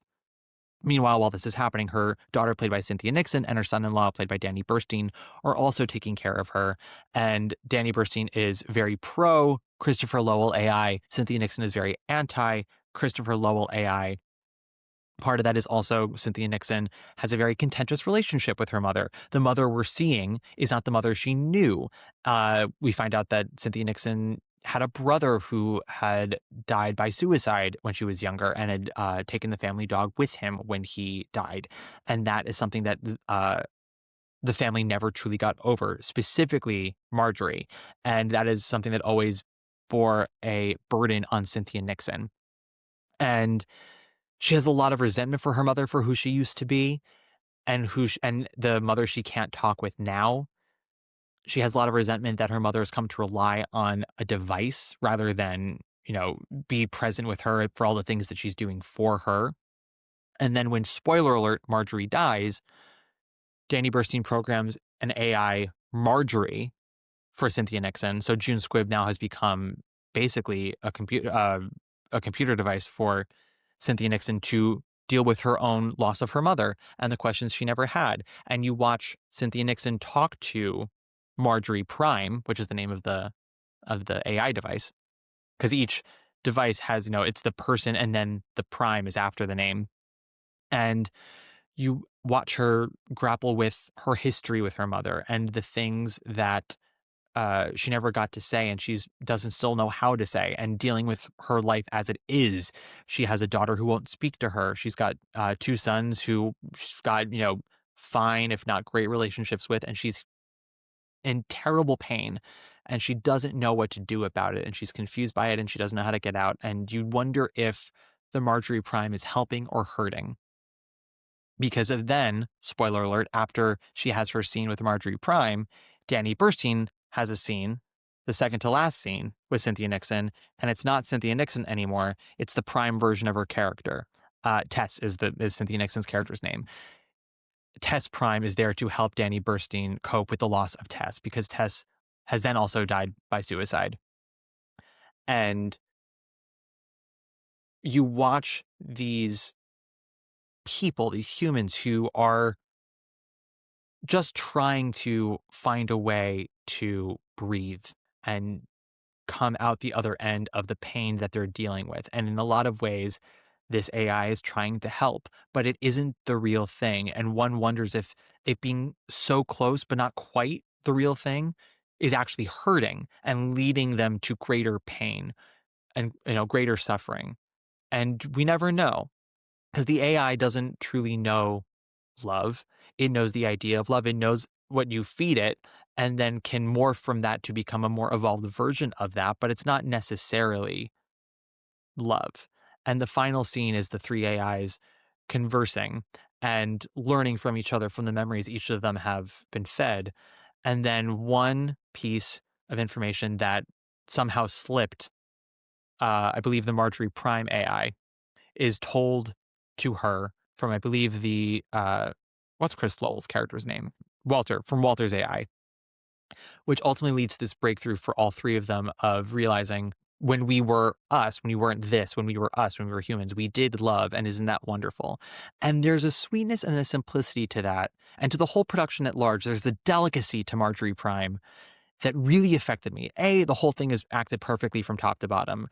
It's hard to remember from And Just Like That, but Cynthia Nixon is a phenomenal actress and absolutely nails this show. They all do, but like, my God, did Cynthia Nixon take my breath away. And I would recommend seeing it just for the acting and specifically her. But as a play, I think that this is one of those cases of, like Liberation, it deals with very human themes. And a lot of the stuff in the play is stuff that we're dealing with now with technology. But it doesn't go for the high Greek tragedy of Oedipus. It goes for the day-to-day, mundane tragedies of human life. And that is what makes it so powerful to me. It's the little things that you can relate to, that you've experienced constantly, that hit you. And you're watching people similar to you or similar to people in as much pain as you've been in before, you've known other people to be in before, and watching them try to grapple with it. And it just cuts you to your core. Not in a way that is wham, bam, thank you, ma'am, but in a way that just haunts you.